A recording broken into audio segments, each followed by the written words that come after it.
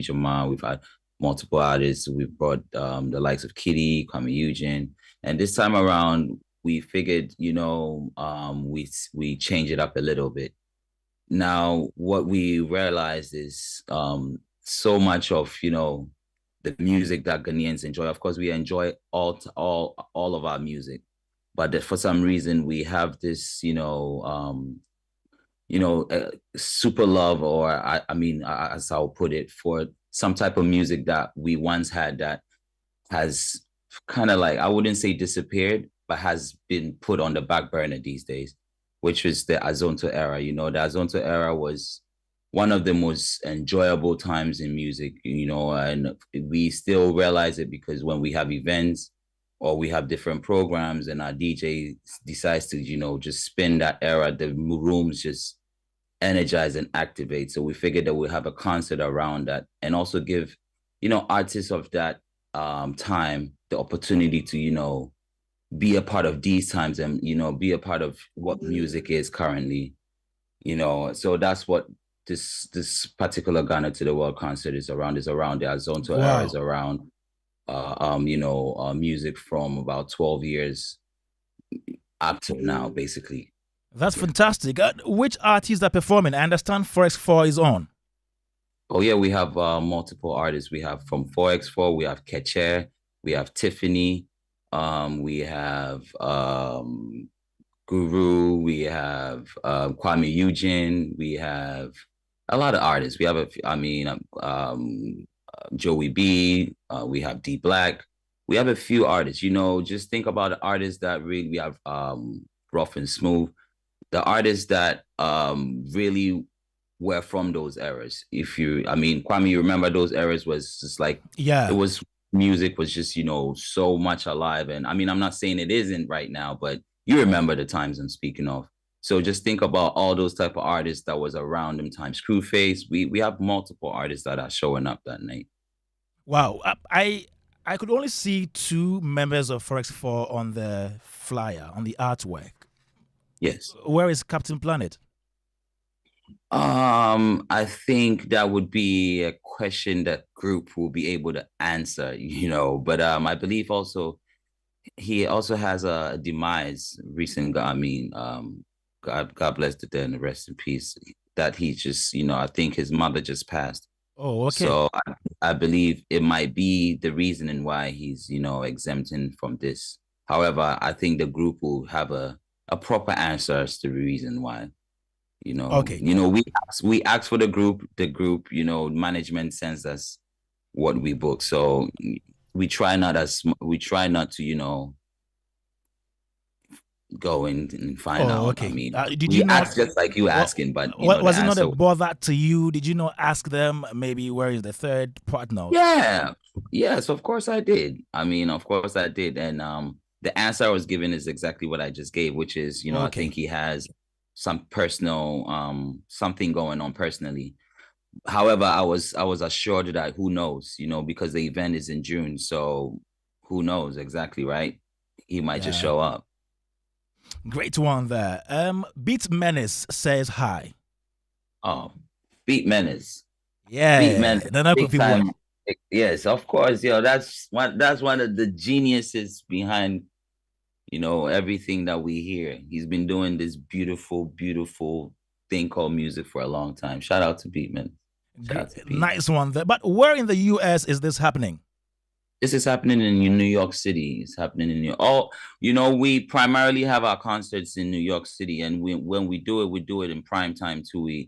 Of course, that's where it should be, right? Because there's no reason to bring these wonderful artists that we have and just place them anywhere and expect them to, showcase what they have. So we play in New York City, we play in Times Square, playing Palladium, beautiful. It's a very, very, very beautiful venue. And, it's going to be so nice. And when is the show again? The show is June 22nd. The show is June 22nd June. Yes, 22nd June. Yes, sorry, 22nd June. What are the ticket arrangement? Oh, the tickets, the tickets arrangements are from all the way from, $50 all the way up, and we also, let me put it this way, right? You have to be, is Ghana to the world, right? So you have to be able to let the people that come, and the attendees have not just the enjoyable moment they're gonna have on the that night be the reasons why they come, right? You have to let them like have like somewhat of another incentive, right, for them to come, where it's like they are very much more excited to come, right? So we made the tickets in such a way where there's really not like so much of an excuse not to come. And also we've allocated lotteries where if a lucky ticket buyer is able to like enjoy, one of the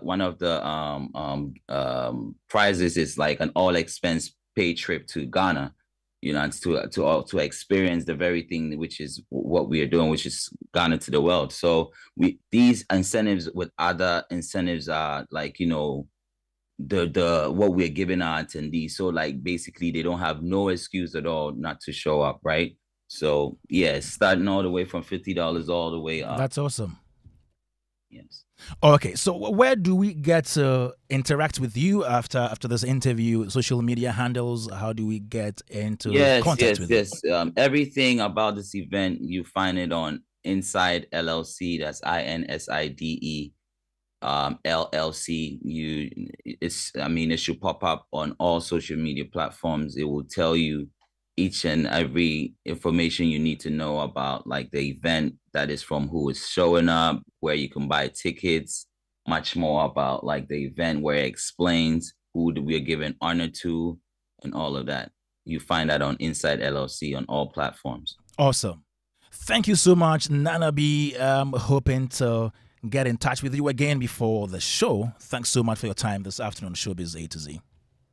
Thank you so much, Kwame. I appreciate it. And I hope that you yourself are able to even come to this event and enjoy it. Everybody is coming with the entire team. Beautiful, beautiful, beautiful. Can't wait. All right. Thanks so much for your time. Nana B there, and they are putting together the Ghana to the World concert, 22nd June in New York. Yeah. So one of the ways of making sure that we sell Ghana to the world. Joy 99.7 FM, your superstation. We're still on Showbiz A to Z.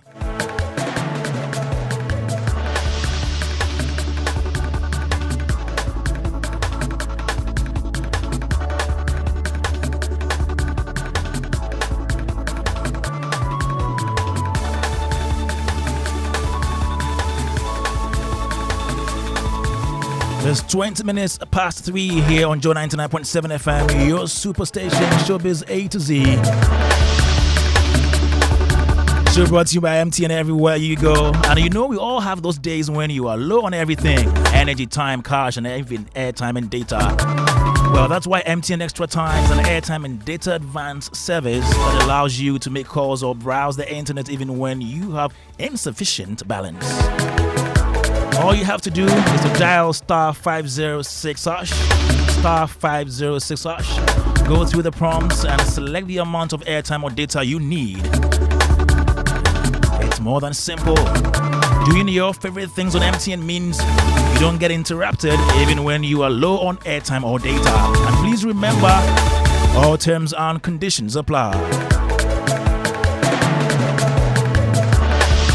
Imagine enjoying the urban pulse of Joburg, the scenic beauty of Cape Town, the majestic mountains of Lesotho, or the thrilling sunsets in Sun City. Well, imagine no more, because our Dancer Travels and Joy FM invite you to join the Lexus Bill with the Drive Time team as they explore South Africa this June. 4 exciting packages to choose from. Take note: Joburg from 5th to 10th June, starting from $1,390 per person. Joburg and Cape Town, 6th to 13th June, at promo rate of $1,790 per person. Joburg and Sun City, 4th to 11th June, at $1,960 per person. Joburg and Lesotho, 4th to 11th June at $1,750 per person. To crown it all, you have an opportunity to attend the Legends and Legacy Ball on 8th of June at the Southern Convention Center in Johannesburg with a special performance by Iconic, Yvonne Chaka Chaka, and many other renowned artists. Don't let this once in a lifetime opportunity slip away. Seats are filling fast, very fast.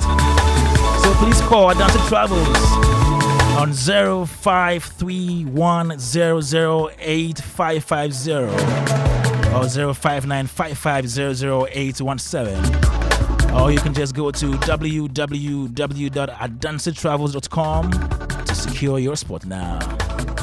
Feel life's beauty with Adansi Travels on Joy FM in South Africa.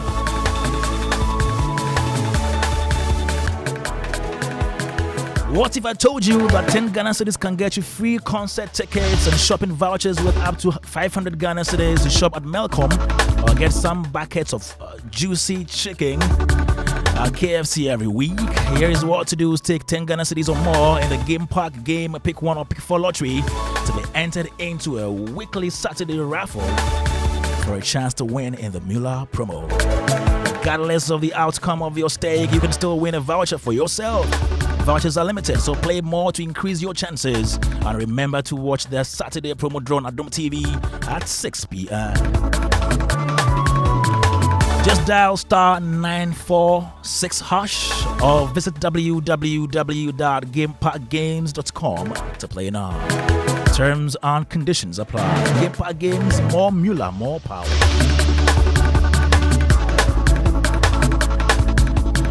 So Mother's Day is here with us again in the month of May. If you are thinking of the best experience to give your mother, wife, sister, girlfriend, or landlady, look no further.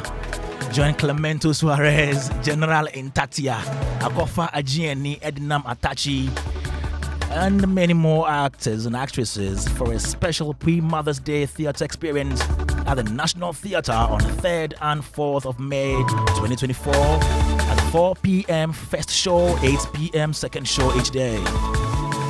It's all about In the Chest of a Woman, written by Efo Kojo Maugba and produced by Africa Arts Network.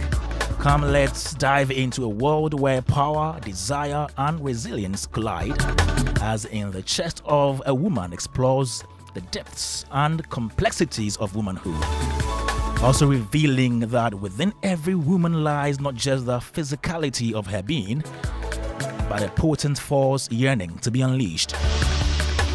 In the Chest of a Woman is not only an extension of the breasts and a feeble heart, but a flaming desire to possess and use power.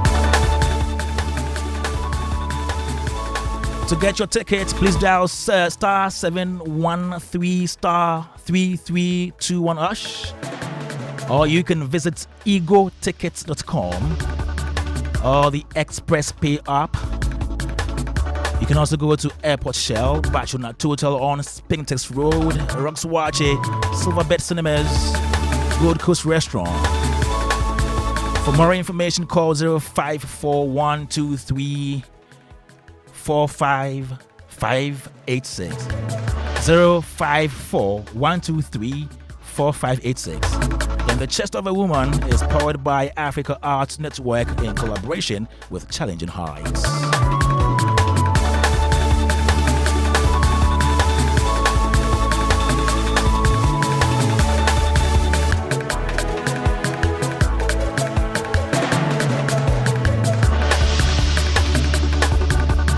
Still on Joy 99.7 FM, the superstation, Showbiz A to Z. My name is Kwame Dadzie. Getting ready for the big conversation. Almost every great mind is here. The industry is going to speak today. So call all the committee members of the various political party manifestos here. Let them listen. This is part 1. We'll do part 2, part 3, 4, 5, and 6. Like Ken Fiati's movie industry.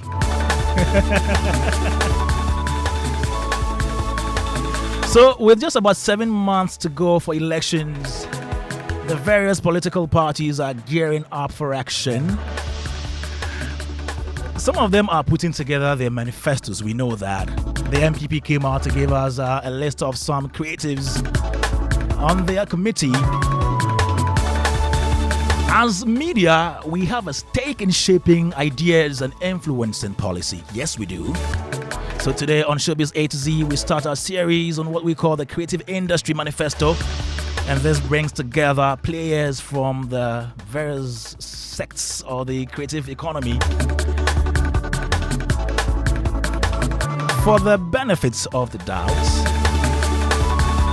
The creative economy comprises areas like music, advertising, film, media, fashion, theater, comedy, visual arts, books and publishing, architecture and design, computer programming, and by extension, tourism. So today we have some great minds here to help us with the discussion. Each rep is a guru, if you like, in their own field, yeah? They'll be doing their presentations, we'll be asking questions, we'll be having conversations right here at Joy 99.7. Let me go straight and introduce to you my guest for today. Let me start with a man who was on earlier on with Clemento Suarez. Yeah, the man of God. It appears now most of the actors are becoming men of God. We have Pascal Amanfo, Timothy Benton. We have Majid Michel. And then this one, Ken Fiati, man of God, actor, who is also the spokesperson for Actors Guild. My brother, welcome to the show again. Thank you for having me yet again, man of God, Kwame Dadzie. How is your guild doing, Actors Guild? It's doing well in court. We're hoping that we'll be out of court pretty soon, and then it can really become what it has to be. I would say that there were systems that had been put in place that would have helped the guild become a guild in practice rather than in name. But this is where, I don't want to say fate will have us, but this is where our behavior in the industry will have us. And so we're hoping that we'll be out of court soon, truth will prevail, and then we can pick up the pieces. Okay, we didn't come here today to talk about yes, that's why I tried to be very brief. That's why you try to escape certain things. But it's okay. Yeah, evading the complexities. I heed to your advice as a man of God. Okay, so Ken Fiati is here, actor, and he speaks for the Actors Guild. So I'm very sure that he knows what they need. Yeah. So let me go to the next person, and he is president of Ghana Music Alliance 7 Xavier. Yes, boss. Hi, I'll be. I'm good. Oh, how about you? It's been about 1,000 years since. And the whole of this year, I've not seen you. No, the whole of this year. That's true. In the whole of this year. I hope you're good. I'm good. I'm good. Ghana treating you well? Charlie. That's not the question to ask. Oh, it is treating some people well, so I need to ask. No, do you know those people? I just wanted to know if you were one of them. No, I'm not. Great. 7 is here with us. Now let me go to the audio engineer and creative entrepreneur, Kofi Buachi Ansa, Beat Menace. Beat Menace. Wasanaba. Yeah. He's a menace to the beat. You get it? I hope you're good, my brother. Thanks Everything for okay? having me. Everything good. How you doing? I'm fantastic. Awesome. Last week you ran away from us.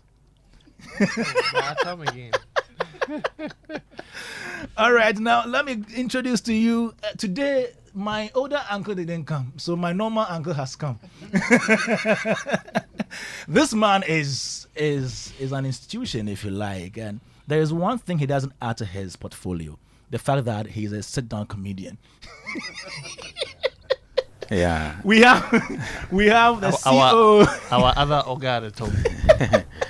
CEO of Plugin Media and host of Africa Rising podcast, Francis Doku, is here. Yes. Yes, Kwame, my nephew. I call myself a sit-down comedian. Because I can't stand to do comedy. Oh, wow, wonderful. We'll also be joined on phone by FIPAC President James Abuaje, and then Percy Obrimpo-Japon, who is president of Ghana Comedians Network, and our very own Ken Addy, the older uncle. Okay, so welcome to the show. Join 99.7 FM Showbiz A to Z, and today we are throwing our spotlight on what we think the political parties who are putting together things for their manifestos, what they should do, what they should consider in putting together their ideas for the creative industry. So we'll be starting in a moment. Let me start with music. Music. And talking about music, Seven is here. Seven is president for Ghana Music Alliance. And if you are on Facebook, please just log on now and watch us live. We'll be doing a touch screen presentation. Touch screen presentation. Yeah. We'll be learning a lot from these great minds who are here today. Xavier will be the first to do that for us. Then we go around, we'll be asking questions. If you have your questions, you can send them via 055-1111-997. 055-1111-997. What questions do you have? What ideas do you think we can channel to the various political parties so they incorporate into their various manifestos? You can do that now. 055-1111-997. We're on social media on X. You can use the hashtag Showbiz A to Z and interact with us on Facebook as well. We are live, so you can also just join us. Now, Seven Xavier is coming to do his presentation. Please pay attention. Yeah, please pay attention, because Seven is going to break down, what is really needed for the music industry. Everything about the music industry, from production to marketing to intellectual property, the CMOs. That matter, no matter they there. Then we'll be going to Ken Fiati. Ken is also from the acting side. He'll also be breaking down the things that they need for the industry. Then we'll be going to Uncle Francis. We'll be going to FIPAC President James Abuaje. On phone, we'll be speaking to Percy. The comedians are also ready to tell us what they need from policymakers. And so today we're having a thought leadership conversation. You don't need to miss out on this. Don't flick your dial. Please make sure that you share the link for others to also get see and listen. Share the link. I like that laughter. Uncle Francis said, share the link, please. Share the link for others to see and join, so we can together we can share ideas and see how best we can push this industry forward. Yeah, Seven. Yeah. Are you ready? I think so. I hope the industry needs a lot of things. The music industry. Oh, Plenty. plenty, but we'll go down small. We'll go down small. So we don't Okay. So we're waiting for you. If you're ready, please shoot. So I guess you can start with. There's a lot we need. Okay. As an industry, but we can start with like maybe doable things. So I think the first thing that I think we need is the Creative Arts Bill, the new one that was passed. How many years was it? 2020. That was December 2020. Yeah, talking almost 4 years. So I was part of a committee along with Ken. We spent a couple of days in Pram to come up with a LI. And it's been 4 years and nothing has happened to it. I must admit, there were a few things in there that I think will help the whole industry, the creative industry. So I'm sure Ken agrees with me that we probably all want to see it actually implemented, and hopefully it will guide some of what we do here as a creative industry. Right. So since it's been 4 years already, we probably need to revisit it and probably have some updates.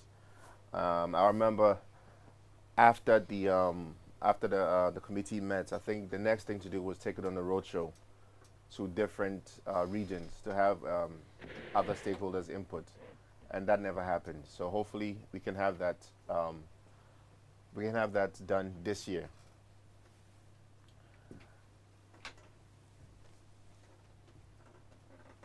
In the bill, there was a mention of a creative arts fund, which is, I think, was one of the things that we need, one of the most important things that we need in the industry right now, because everything depends on money and music right now.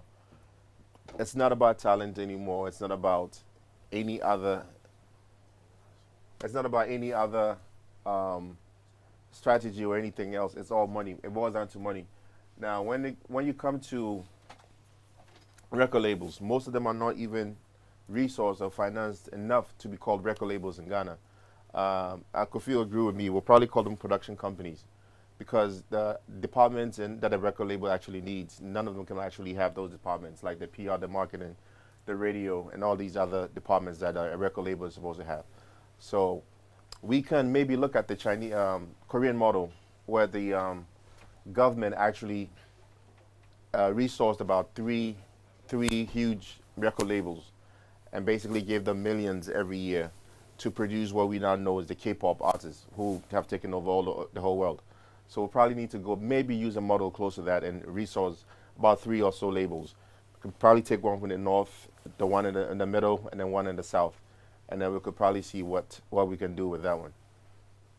Now, other music entrepreneurs who want to get into the industry or already in the industry, like the publishing companies, the PR, the marketing, people doing festivals, booking agencies, licensing agencies, all of these people probably need some type of funding or money to actually function properly. I hate to see some festivals maybe just come in one time just to make some money and leave. Hopefully they can actually stay and make this a proper business, you know. Now, with all these other entrepreneurs in like the publishing, the PR, the marketing, that ensures that we actually have different arms of what we need in this industry actually working. Because as it stands, most artists is the artist and the manager and maybe one other person. They do everything that they're really not supposed to do. They can't handle, but they have to do it anyway because there's no proper publishing company. There's no proper PR company, marketing companies, booking agencies, and all these things. So your manager is your booking agent. That is not really a standard that we can compete with the rest of the world. Also, low interest rate loans for artists. Like I said earlier, everything boils down to money. Your music video, from your recording, from your promo, your marketing, everything, it's money. So they would definitely need some type of, and for some reason the most talented ones actually don't have the means to even promote their songs or their albums or EPs. So if we can come out with a low interest loan for artists, up and coming artists, even let's say people who've already blown up, they've had some success, and they still need money to go to the next level, we can also definitely look at giving them some money from funding for that. Now, I think we can, the government can maybe look at introducing music education in primary and secondary schools, because if you talk to modern day musicians, you'll realize most of them are doing it only because hunger day. There's nothing else. There's no talent. There's no pre-music knowledge, nothing. It's really just hunger day. So let me do music, you know. So let's try and introduce the music education in primary, secondary schools, that people actually have genuine love for the arts and actually hopefully have a few years of actually doing it to a certain stage. Then they can say, okay, this is what I want to do for the rest of my life, you know. And so people, a lot of musicians now do not play instruments. They can't read sheet music. And it's sad. It's really sad. It's really, really, really sad, because when they go out there, outside, everywhere else, and you meet other musicians and they are talking technicalities, they are lost. They are lost. So we definitely need some type of music theory. Music theory and I think should be compulsory in schools. I think it used to be at a point, I'm not sure. Kofi and I went to the same primary school. At the time it was. I'm not sure if it was in other schools, but we did. We did that in primary school. So, and also I proposed that they introduce music business courses in universities, and that is music, like actual music business, and maybe a music business laws in universities. Because as much as you want the artists to develop, you also need everyone involved in the industry to the industry to be a professional in handling everything. So as of now, trust me, I don't know how many lawyers I can call up if there was any problem regarding like music law or anything that can actually handle situation. When it comes to like IP and all these other things, most of the lawyers in Ghana have no clue what you're doing. There's a recent case with Edem and Obrafo and Hama. I'm not sure what happened, but it was over quick. Like it was like a day or two in court and it was over. I really thought it should be way longer because I don't want to say I don't agree with the verdict, but I think that there should have been more to it than Mancha lost, Obrafo won. It should have been that easy. I think that should have been. But like I said, there's probably no professionals in the country to actually debate on that. So it was over really, really quick. A music arena. Okay. So Rwanda has one of the best music arenas right now in Africa, maybe. Definitely East Africa, maybe the whole of Africa. And you probably don't even know Rwandan artists. You probably don't know any Rwandan artists. But I mean, we have all these amazing artists that we have here, and most of them struggle to find spaces to perform. I mean, they have to go to the stadiums, they have to share stadiums, and they have to fight over stadiums during certain times of the year. If we had a music arena, which of course will not just be music, but we can also look at like movie premieres, which Ken will be happy about, trade shows, conferences, and other things. If you look at there's a PDF that Kigali Arena has, and it's amazing. They use it for everything. They even have NBA games being played there. So it definitely has a lot of users. And I'll propose the most expensive pits ever built to be used for the arena, if it is possible. Because as of now, I don't think there's going to be a national cathedral. So if it could be converted into into an arena, we'll be definitely supportive of that.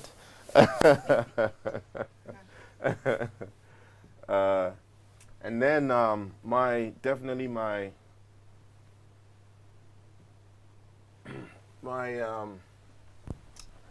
just that specific area that I'm really passionate about is the CMOs, the collective management organizations for music. It's been a lot of years where people have been complaining about Gumroad, especially. People don't really talk much about ASOG because, as musicians, they don't even know what or who ASOG is. But I'm sure the film people do. But Gumroad, especially at this point, there's a lot of foreign companies coming in, buying catalogs, buying IP, and first and foremost, I'm actually amazed why they're buying it.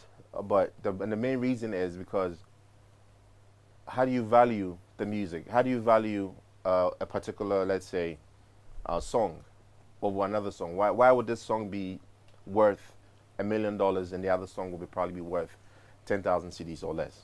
And it all has to come. It all boils down to a Gumroad or a collective management organization. Basically, your song over a period of years should generate a certain amount of money via streams or publishing royalties from Gumroad. And in these parts of the world, like especially in Ghana, Gumroad really doesn't give you much. And I'm definitely sure they probably don't even have a paper trail of how much they paid you over, like, let's say, 2-3 years on a particular song. They don't, because it's just money, 100 CDs to your Momo. There's no paperwork to it. There's no, this particular song generated X amount of money. So in about 10 years, if Sarkodie wanted to say, okay, you could kill me, it's worth this, you should be able to dispute or agree to it, because you could see how much he's made off it. You can add streaming, you can add maybe like on YouTube, you can add the publishing. Of course, he being from Ghana, he'll probably get the most publishing money from this country, but there's no trail of anything. And as far as I'm concerned, he's not even sent out to Gumroad. So that would definitely hurt a lot of musicians down the line. But Marley's estate, I think last year or two, sold a portion of his catalog for $50 million. $50 million. Like, I would love to see some of our musicians in a couple of years be able to do these things, but there's no record of anything, and then Gamro is definitely 100% responsible for that. So I propose we make it work. We find a way to make it work, or they should open up for alternatives, because as of now you can't even apply to be a CMO. They should definitely open it up. And also the radio stations and TV stations and other users who need to pay for the music, we hope the government will intervene, and maybe if they fail to, there should be sanctions, maybe by the NTA or some other body or something, yeah. But I'm definitely sure Joy pays. I hope Joy pays. We do, yeah. We do. We pay. Abraham tells me everything, so I know who pays, who doesn't pay. He's my best friend. So you know Joy pays, right? Yeah, I know Joy pays. I just need to see. They don't tell me the amounts though, but we'll get there. Yeah, and also pushing of a cultural policy, deliberate push of a cultural policy. Kofi has a lot to say in that regard, but basically, all the countries every country really is trying to push to have their culture transfer over somewhere else. Like the Chinese are doing it, the French are doing it, the British are doing it. Everyone is doing it. Everyone is doing it, and they are deliberate. We have managed. I'm thinking Ghana and Nigeria. We've managed to have some of our culture cross over, but it's not. It's like just by accident it happened. It's just by accident. But now, imagine, why is your girlfriend watching K-drama, the soap operas? All of a sudden, everybody's watching it. There's money behind that. That makes all of us, all the women in Ghana now want to watch these things. So we have to deliberate about pushing our culture and have policies and actually, go ahead and make these things happen. And then the last thing I think I have is incentives to private entities who want to get into the industry. Because as of now, most of the companies, or let's say anybody who wants to go to a record label will tell you, they have no clue how much they'll make. They have no clue maybe even where to start. But if there was tax incentives to some of these companies to actually get into it, because that to me it's an untapped industry when it comes to business. Everything that we do really is off talent. There's nothing in business-wise, like we don't have auditors, we don't have accountants, we don't have lawyers, we don't have all these other like all these other industries or other markets getting into what we are doing. The other time I was reading something on Maven, and Maven, Don Jazzy actually hired a data scientist for Maven Records. Wow. Yeah, we are so far behind. Everything we do is just raw talent, nothing else to it. But people are using data scientists to predict things and stuff that could happen in the next 5 years. And of course, then they will switch up what they're doing. So we need people from other professions to step in, and there has to be some type of incentives for companies who are trying to get into this space. So thank you very much. That's what I have. Okay, thank you very much, Seven Xavier, for that wonderful presentation on the music industry, what he thinks should be considered by the various political parties as they put together their manifestos, and he represents the Ghana Music Alliance. Yeah, I'll go around and take comments or maybe questions from other panelists right here, maybe 2 minutes each. Then we go on to Ken, we go to Uncle Francis, we go on phone and speak to the other people there. Beastmanis is going to play the role of commentator.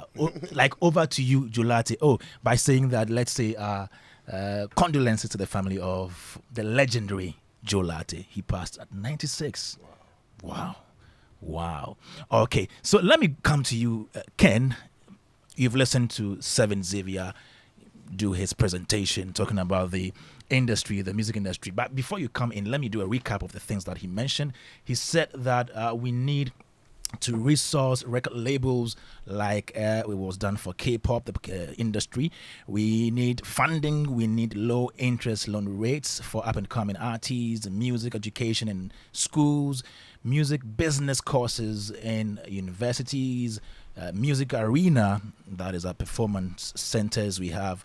Also, another point he made was CMOs putting that in shape and also admonishing radio stations to pay their royalties and all that. Now pushing the cultural policy, also being deliberate to make sure that our culture transcends other boundaries as well. Incentives to private entities. And then one very, very important thing he mentioned was data scientists. I'm very, very concerned about that, because looking at how AI is going and how everything is changing, what is the fate of an industry that is not preparing for the future of our industry? Thank you so much, Seven. Now let me come to Ken Fiati. Yeah. Any comments? Maybe I should just have asked him to add film to what he was saying. you just replace film. Yeah, just. It appears most of the and ask issues him are to- general. Yeah, to just speak to the issues. But I think he has touched deep on it. Yeah. But I just want to find out, you were talking about ASOG and in relation to the CMOs and all that. What do you think is the challenge that we have that is causing the musician, for instance, not to know and not to appreciate some of these institutions? I think these institutions are actually hiding. They actually don't want them to know who they are. Because if you don't know who we are, you're not coming to ask for money. So they'll hide, especially with ASOG, because I found out that their board has been like defunct for like 5 years or so, 4 or 5 years, but they still got collected money from wherever. They still got government funding or money from is it the blank levy? Yeah. But nobody goes after them. I mean, we all daily scream about Gumroad, but not ASOG. So it's just, to me, it's a matter of maybe the players in the game actually realizing, okay, this money actually belongs to us or should belong to us. We could actually have a proper way of collecting and allocating whoever deserves it the most. Because when it comes to music, for example, some people can use, let's say, 100,000, 200,000 CDs for promo stuff. Of course, if I'm going from radio to radio to radio, I'm losing money. I'm using money. I'm losing money doing that. So if God bless Kwame, if he plays my music 1,000 times on Joy, and other plays get played at the same amount of time or whatever, I expect to get more money when it comes to royalties than somebody who probably never did any promo. They would have just posted a link somewhere and shared a link, and that was that. But in this case that we are in right now, that person could possibly get more money than I do, just because nothing is tracked, and it seems like nobody cares. And the people behind, and I mean, we have to say that some of the people behind these institutions really are in for themselves. It's whatever money they make off it. I mean, they might refute the fact that they actually make money off it, but they do. And in the case of Gumroad, which I've gone down the rabbit hole, I mean, the people who benefit from money from Gumroad's money, crazy. People that you'd probably never even heard of, they benefit more than any artist that I know. Yeah, so I was asking because I think that this aspect of it has to be known. And sometimes I also think that our duty bearers relent on their responsibility. Okay. Because I know the Copyright Office has a role to play in what they do. Exactly. But the monies get to these people and it's there. And they do what they want to do with it. Yeah. I am registered on ASOG, but I don't know what the system is to determine how much who is paid. Okay. So once a while I get a text message that say X amount for this period. Like how much? Pretty embarrassing. Like how much? I'm Pretty- definitely sure it's probably pretty. better than the musicians. Maybe because of the numbers of the musicians, Yeah. but for even you as an actor, it is the producer who decides which of your films can be sent to ASOG. Okay. So if I, as an actor, even want to go to ASOG and register my works and all that, it will take validation from the producer, even though my work is out there for everybody to see. As a Okay. director. As an actor, I'm speaking as as an actor. Okay. As an actor. So let's say I'm in movie Joy. If I go to ASOG to register that I was in this movie and I played this role, and so I need to register my work so that I can gain some money from it, you as the producer of the movie Joy would have to say, I produce Joy. Okay. Kofi is my director. Akosia is my makeup artist. And the actors I want to enlist are 1, 2, and 3. So not everybody benefits. Not everybody benefits. So it became a problem that we needed. We were fighting as a guild. And that is one of the hidden reasons why we are in court.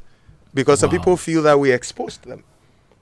But the question is, what is the person who has the oversight responsibility doing in regard to such a problem? And it makes it very unappealing. So for me, I just received a text message that for the period, say, January to March, X amount is paid. Kwame wants to know how much, actually. No, I'm saying that it's pretty. I think you should mention it. So we should know. I will check and give you specifics. We should know how but serious the issue is. Give us maybe between. Yeah, Kwame, I'm saying that's where I was going to. Yeah. I'm saying that it is nothing to write home about, and it is pretty embarrassing because I don't even know for which works I am being paid for. Exactly. And you get paid like 100 CDs, get paid like 200 CDs. When it started, I remember I've been paid over 1,000 before, and we thought that it was just the beginning and it was going to get better.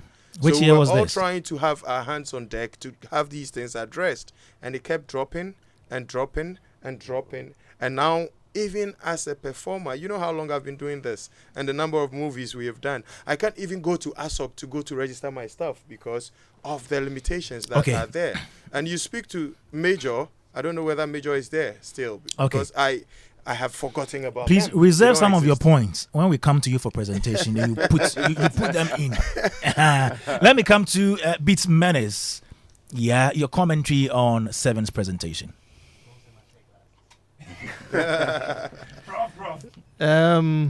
I mean, Seven never disappoints. When I walked in and I saw him in his suit, I knew. I went to a wedding. I had to come to the wedding. Then I know say, Asemaba. I definitely do agree with a lot of the things he presented. I felt maybe because of the simplicity and the need to sort of simplify some of these things, maybe a few things may have been very specifically tailored to music. But you know, music is certainly one of the disciplines that always ties in with several other practices in the entertainment and the creative sector. For instance, I think the music business point he made should be entertainment business.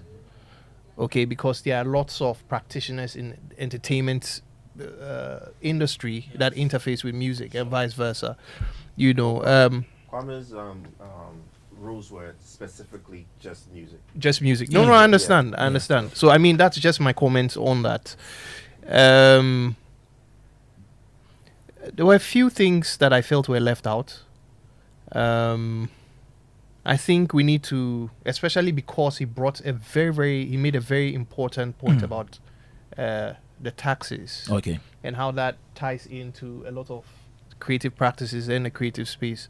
I think we need to address company structures from Ghana's company laws as well, because a lot of creative practices technically are supposed to exist as social enterprises, and we do not have the means of accommodating that. If I go to Registrar Generals, for instance, and I want to register a company, so social enterprise no day, and that's a bit problematic. I'll come to that in a bit. Apart from tax breaks, I think our tax laws should be fairly clear, because depending on the commercial creative activity you undertake in Ghana, I've had that problem before. You're supposed to get some tax write-offs, or perhaps not supposed to be eligible to pay certain taxes within a specific number of years of operation. You go to our tax people say, what will be their name again? GRA. They say something else, and then they send you somewhere else, and somebody is saying, so even the companies that are supposed to be working together do not communicate. It's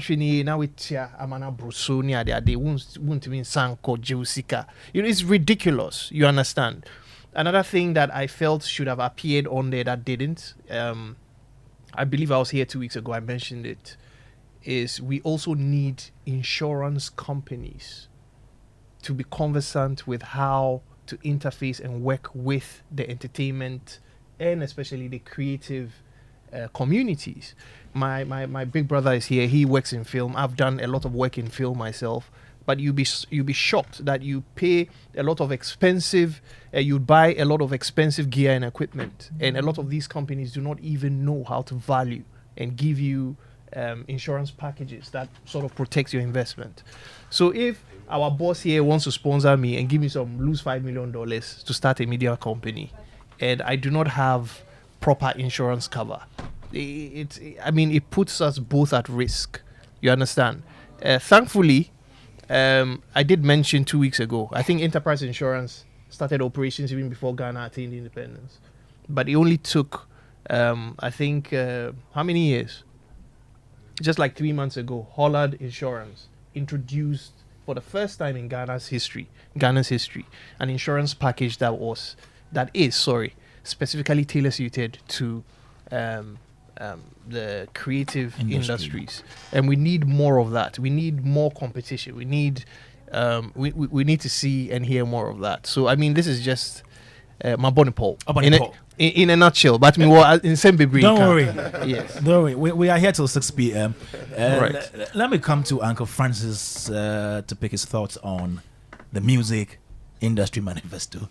Well, thank you so much. I think Seven did a very good job of analyzing some of the problems and also looking at what solutions there may be for them. I think all the points for me are good, but I noted one point which I think would be in mind as well as far as tourism is concerned. It's the auditorium, for performance.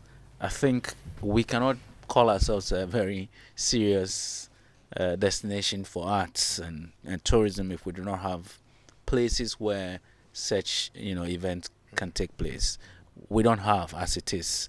I think our priorities are not right. We're focusing on other things that I believe we should rather focus on, other areas where would help us be able to create places for our artists to perform and draw people in from within our country and from people from outside. So I think that particular point for me is a good one.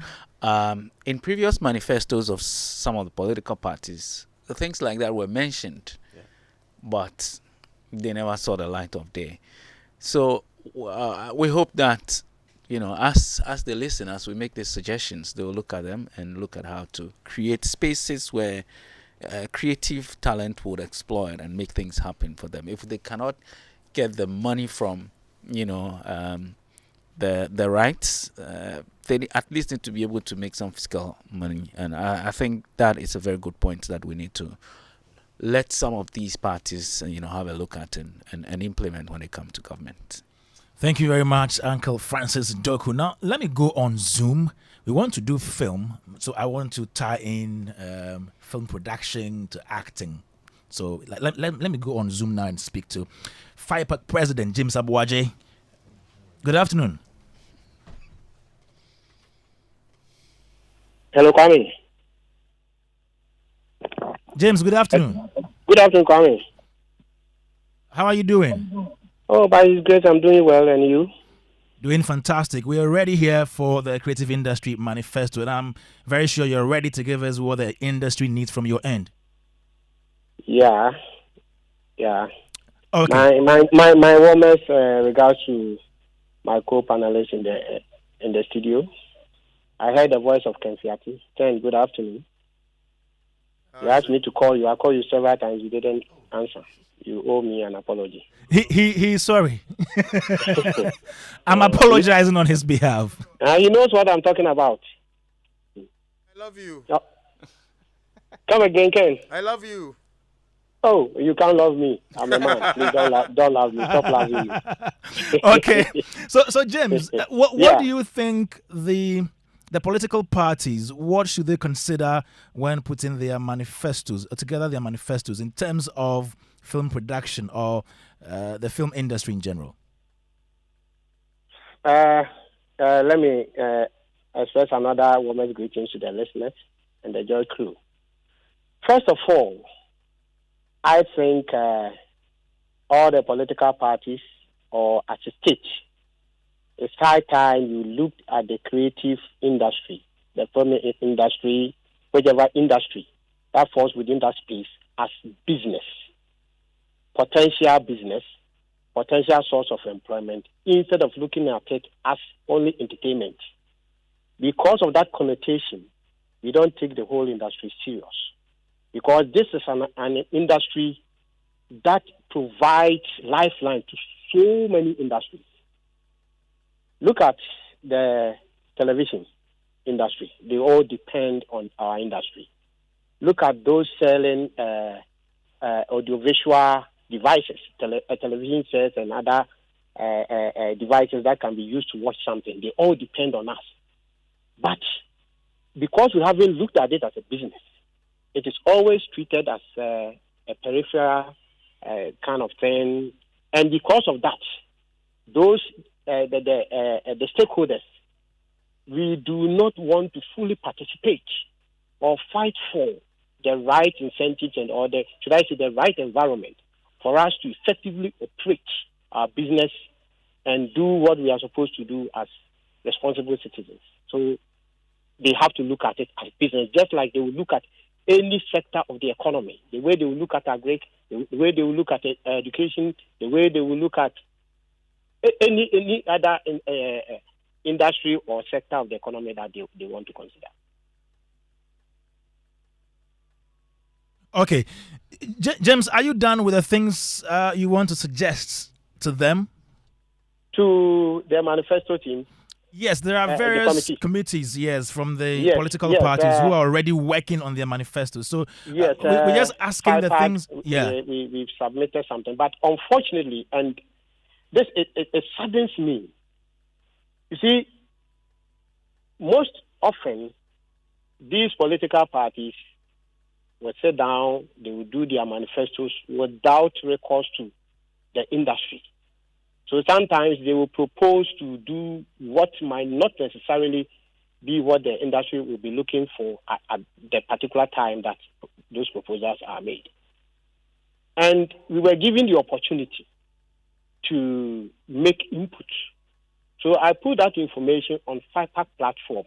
And fortunately, prior to the submission of the inputs, there was an ASOG general meeting in Kumasi.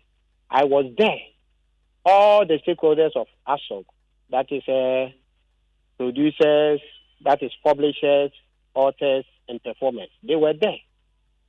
So I put the information across, hoping that they would take advantage, especially the performers. And I when we went to do the submission, I didn't see anybody coming from the performance end to make an input. But what happened at FIPAG was, when we put the request on our platform, instead of our people taking keen interest, because this is somebody who is going to decide on your destiny, and the person has given you opportunity to make an input, instead of taking full advantage of it, they made mockery. They made mockery of the whole opportunity. Some were saying that if their political party, that's where they are short, why are they coming to us for input? They should know what we need and provide for us. But how can that be? Nobody can cry better for you than yourself. You are in the soup. Exactly. That's why we are crying here today. You are in the soup, so you know what is in it. So you have to tell them. Some were of the belief that if even we tell them, so I told them, this is the first time you've been given an opportunity to go there or make your submission. Let us submit to them. If they don't do anything, then you, when you get the opportunity, you tell them that this is what I proposed, and nothing was done to it. And some were also of the view that ruling country. Wouldn't that have been a plus? For instance, if I put up a proposal and I saw the proposal being implemented, I would be the happiest person in Ghana. An idea that are they rather waiting for the manifesto to come out before they criticize and say, oh, it should have been like this or like that? The general attitude. But you see, the other sectors, they are contributing.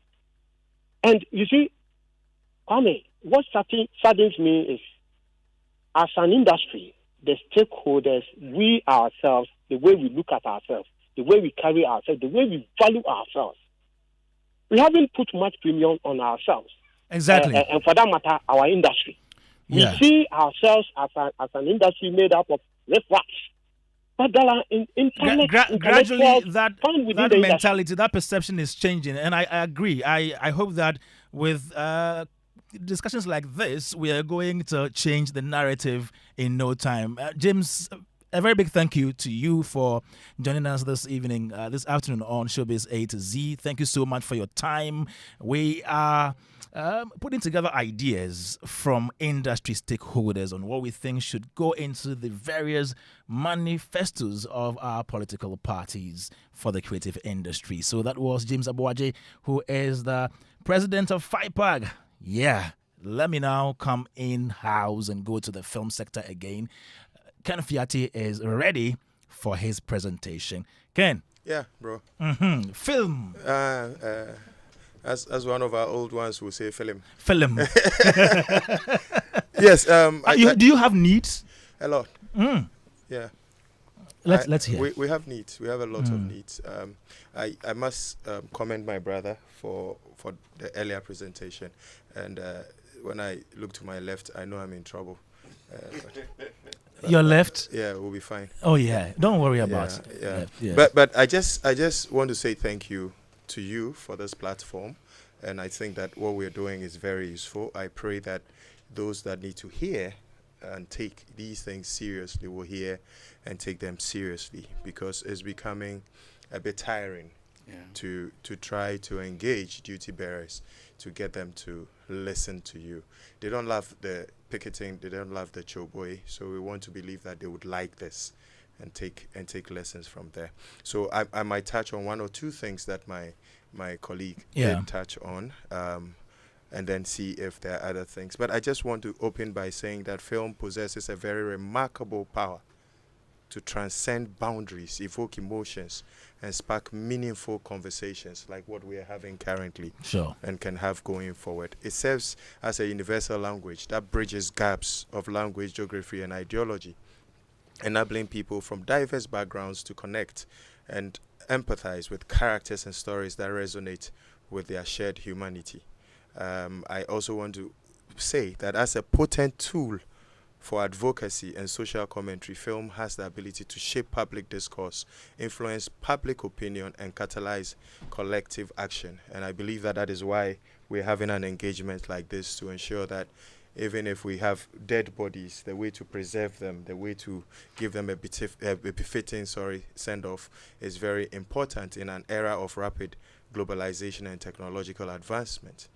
I would want to look at something that I'm calling how to leverage film for national development, which we believe that when harnessed effectively, the film industry can and would become a catalyst for 1, economic growth, 2, cultural enrichment, and 3, social cohesion. Following are some of the strategies I believe we can use to maximize the benefits if we can take film very seriously, because it will help to advance all developmental agenda that we can set as a nation. And I say it without any shred of fear that all developmental agenda can be shaped and pushed through film or the creatives in its entirety. 1, the key interventions, I believe my brother touched on the policies. We need to shape policies. I say shape because we need to know that as a nation, we are idiosyncratic. We have our peculiar needs. We are unique. And so even if we are looking at best standards across the world, we should be able to fashion out something that will work for us as a nation. For the fact that it worked in country A does not necessarily mean it can work here, but it can be something that we can look at and harness and shape something that will work for us. So shaping policies and providing a thriving environment for film. And when I say thriving, he was touching about the legal case that was out of court even before it got into court. An unavailability of a legal routine creates room for stagnation and retardation. It is obvious that any setup that fails to plans to fail, and that's a cliche that we know, and we know that we need to change and get things done right too. Regulation of investment in infrastructure and talent development. I intentionally lumped them together. Investment in infrastructure, like my brother was talking about. If I have a production ready currently, I have to either go into a facility that is not meant for exhibition of film, or try to manage to queue at in quotes, the only facility we have for exhibition of same. It goes beyond that. Do we have places where we can go and even film and film properly to bring out the quality that we need in the productions that we are churning out? So for us, we believe that the establishment of a state-of-the-art film production facility like film or creative villages or hubs would be very useful to us. Film studios, post-production houses that can attract local and even international filmmakers to come and produce their stuff here. It is obvious that the West is choked, Europe is almost choked, and Africa is a destination that has become the preferred destination for filmmaking currently. And so we need to put facilities or infrastructure in place that will help us to be able to attract these people to come and film here. The next, the other point in this that I think we need to take very seriously, and especially for us as actors or performers, we believe that training programs, workshops, and educational initiatives to nurture local talent in various aspects of filmmaking, including directing, cinematography, screenwriting, editing, marketing, which we usually just think that it is a buying and selling thing. We need to have proper training in these areas. Then the third point that we think that needs to be taken seriously in any manifesto, and that any government or ruling class would have to take seriously, is the promotion of indigenous narratives and cultural heritage. Indigenous narratives and cultural heritage. I need us to understand that one of the problems that we have identified that has resulted in film taking a nosedive and almost dying is the fact that we were microwaving foreign productions. When we have our style, we have our way of passing on history, passing on traditions.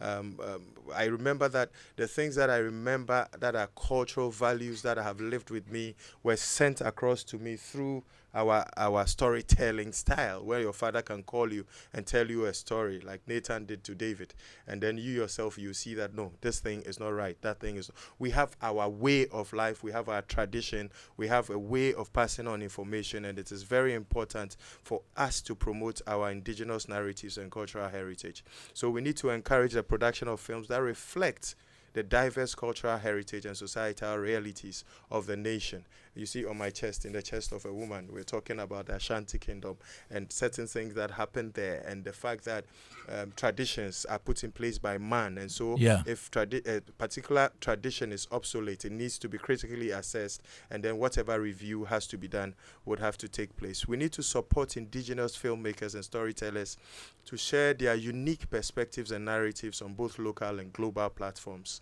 I sat in Kumasi on a radio station years ago, and I said that the way film is going in our country, there's every possibility that film will die. And the only thing that can keep film on its toes is what is happening in the industry we call Kumahood, because they were telling our stories. They were looking at things that were happening in our lives and playing them back in the movies that they were churning out. So you watch a movie and you can see yourself in it. It had its excesses. It had its negatives. Could we have focused on that to shape it and make it work? And so it's very important for us to support indigenous filmmakers and storytellers, so they share their unique perspectives and narratives. And then the need for preservation and revitalization of traditional art forms, languages, and customs through the medium of film cannot be overemphasized. The fourth point we want to look at is the need to foster industry collaborations and partnerships. Because I need the music person, I need the fine artist, I need that other creative mind in order to produce my film to come out with the best of standards. And so we need to facilitate collaborations between government agencies, private sector entities and non-profit organizations to strengthen the film ecosystem. Now, we can say, and I'm sure any of us here or even those listening would have had an aberration with a government institution when you have tried to get certain things done. Look at the National Theatre we have. I'm sure we have heard narratives of how difficult it is to get the shell, the thing we call National Theatre, which is a shell, where you have to go in even with your own air conditions to back the air conditions that are in there. You need to get your own sound, get your lights if you want to produce something that people can see and say this is of quality. So government agencies and how they relate to people in the film space is of essence, and we need to shape policies to ensure that it doesn't continue. We need to create the right incentives for co-productions, joint ventures, and international collaborations to enhance the quality and reach of locally produced films. And then there's a need to develop strategic alliances with film festivals, distribution networks, and streaming platforms to amplify the visibility of national cinema on a global scale. And I think this cannot be said any differently. We all know that that is a big challenge that we have. If, say, I finish with In the Chest of a Woman, and I know that there's a provision for me, if even I can't carry the entirety of the cast to another region, can I record it? Can it be taped like a Tyler Perry production, where we can go to region after region and play back for people to also see and take a part in this by watching the productions that are done. So it's important that we have platforms as well to be able to stream the productions that we put across, because we moved from the Pierre Moncore, went to the CD system, and we do not think and took it for granted that any storage material could be used to distribute films. So we're thinking of pen drives without thinking of a good way that it can inure to the benefit of the industry. That is why we happen to be where we are today. The next point, which is the fifth, is the need to support market access and distribution channels. The implementation of policies and incentives to stimulate domestic film production, distribution, and exhibition is very key, and we cannot take it for granted. There's a need for us to invest in the development of robust distribution networks, including cinemas, online platforms, mobile services, to ensure broad access to locally produced films. And then the facilitation of participation in international film markets, fora, workshops, trainings, festivals to showcase national talent and attract foreign investment is very important. You know that that all boils down to money, right? yes, so it does boil down to money, but it also does boil down to creating the enabling environment for that to be done. Because I can tell you for a fact that in the nation that we are, people have represented Ghana in film fora, tourism fora, music fora, and they are relatives of government functionaries. So there are spaces like that, there are programs like that, but who attends such programs is very important. Do we take people who have the requisite knowledge to be able to go out there and make representations of same that you have done, to be able to catch international attention, to attract them to want to invest in our local industry? That is very important for us to show commitment to.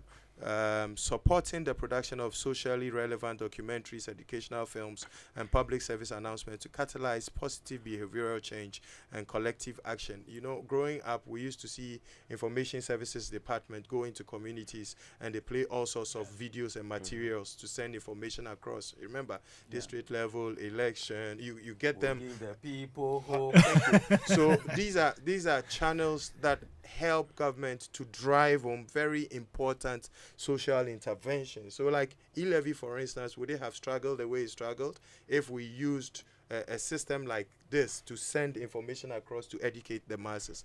So there's the need for us to look at that and try to push it in terms of policy and force it to work. Engaging diverse stakeholders, including policymakers, civil society organizations, and grassroots movements in dialogue and advocacy campaigns inspired by impactful films. I was amazed when we were working out the amendment for the Ghana Actors Guild Constitution, and we got support from FES. I don't like mentioning, sometimes I mention his friend, Frederick Ebert Stifton. I think I got it. And so we wanted to touch base with our various groupings across the country. And some of the inputs that came from the people that you think are not knowledgeable were very mind-blowing and insightful. So we need to be able to open up our channels of developing policies and shaping things that would work with us. So it's something that is a need, dialogue that will shape our discourse. And usually when we talk about advocacy, sometimes people shudder and people want to fret and move away from it. But advocacy is key. Today we have our National Film Authority because we started an advocacy and we ensured that what we wanted had to be in place. When duty bearers were not responding positively, there was picketing, and which is a very useful. Demonstrations are useful in our national discourse when we want to shape policies. And so we shouldn't stifle such advocacy endeavors in our dealings. So to conclude, I want to say that by embracing a holistic approach to film development that prioritizes infrastructure investment, talent cultivation, cultural promotion, industry collaboration, and social impact, nations can unlock the transformative potential of cinema as a driver of inclusive growth, sustainable development, and national identity. Through strategic leadership, investment, and innovation, the film industry can become a dynamic engine for positive change. Did I say positive change? And prosperity in the 21st century. Thank you. Thank you. Okay. Ken Fiati is an actor, also the spokesperson for the Ghana Actors Guild. He just done with his presentation on the film industry. Thank you so much. Let me go around and take comments from Uncle Francis Doku. Well, thank you. I again think that's a brilliant one that Ken has outlined. And just to be sure, Ken, you are the official spokesman for the Ghana Actors Guild. Yes. Or for this particular... No, for the Ghana Actors Guild. Myself and Oscar Provincial speak for the president. Yeah. Okay, all right, sure. Thank you. You're welcome. Is there a follow-up question? No. I know the state the Ghana Actors Guild is in, so it's good that we have people standing in and speaking for the guild. Yes. Yeah, but I think for me the point Ken made about representation at fora where we showcase the things that we have is very, very important. And again, Ken talks about how the wrong people represent us, at some of those, fora. It happens also in other areas. Yes. If not all. Yeah. The closer you are to national king. The more likely. Yeah, it happens in many other areas. And so it's something that we need to, I don't know how we can go around that, because it's something that's happened over and over again. It doesn't really matter who comes to government. It happens. It happens in tourism. There's so many tourism fora that happens around where we're supposed to go and market the destination. Talk about it. Things that we have. People go who may not necessarily be who have to go, but they do. So I think we need to tackle those fora more seriously, knowing that we're going to represent the country for whatever it is. If it is a mining conference, if it is a tourism conference, if it's a film, the people who are in it are the ones who need to go and show what we need to be able to draw the people who will come in. So for me, that's a very important one, and we need to look at how we can go around it as new people try to win us to become, the people who will rule us. They need to take some of these things as feedback. Thank you, Francis Doku. Beats Menace. One thing I didn't agree with what Francis said was the people who rule us. Charlie, we be Republican. Maybe we they put them in power. People who lead us. Yes. Don't they rule anyways? Well, Charlie, at this rate there, Charlie, you see nighttime. When you are asking for timetable for a tell you go and bring your own. It's okay. Continue. No, but he was making a very strong point. In hindsight, at this rate, at the night time, you can have a station. Come to think of it, I think I take that back. Mr. Francis, I think you were right. You use the right lingo. I mean, given the current state of affairs, I mean, Mr. Ken, your submission was brilliant. You did highlight a number of things that I actually sort of jotted down, bullet pointed, just so it doesn't escape me when I do have a chance to speak. I guess we'll have to go around again at some point because I have quite a number of things to say. But we will. I'm saddened, especially because this year marks the centenary celebration of the late Ifua Sutherland. Okay.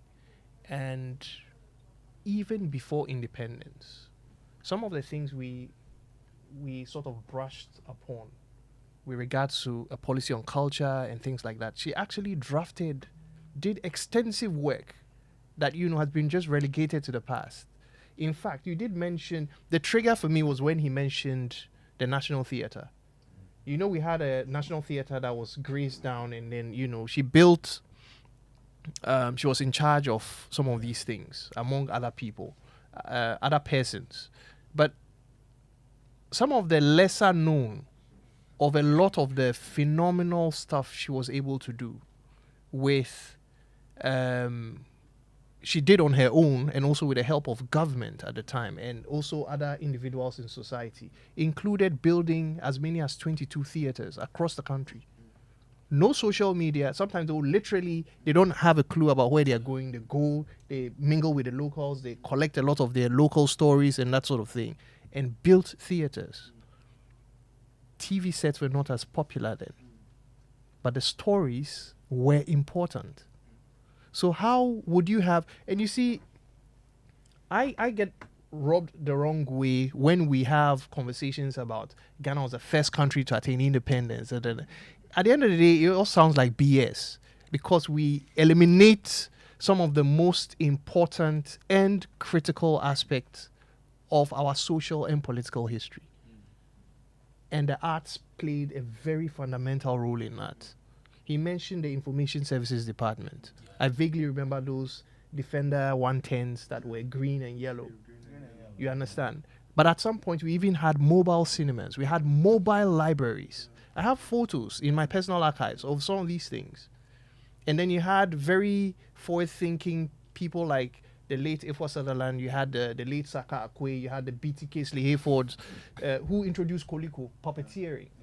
And they will write very, very important plays that centered around conscientism.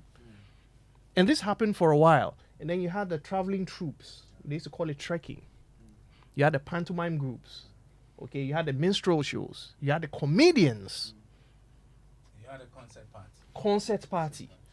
So a number of things happened for a number of years before the whole conversation of self-government now. And the entire country rallied because everybody, Charlie, blood hot, techie rise.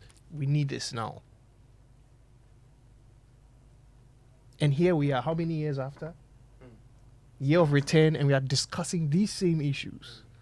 The fact that we need to actually put pleas that, Charlie, we need performance spaces. It's an indictment on us. Open our doors. Here, we're the first to attain. We are always the first to have done something. Everything. Nina Kusisen. Maybe that makes us the first to fail at it.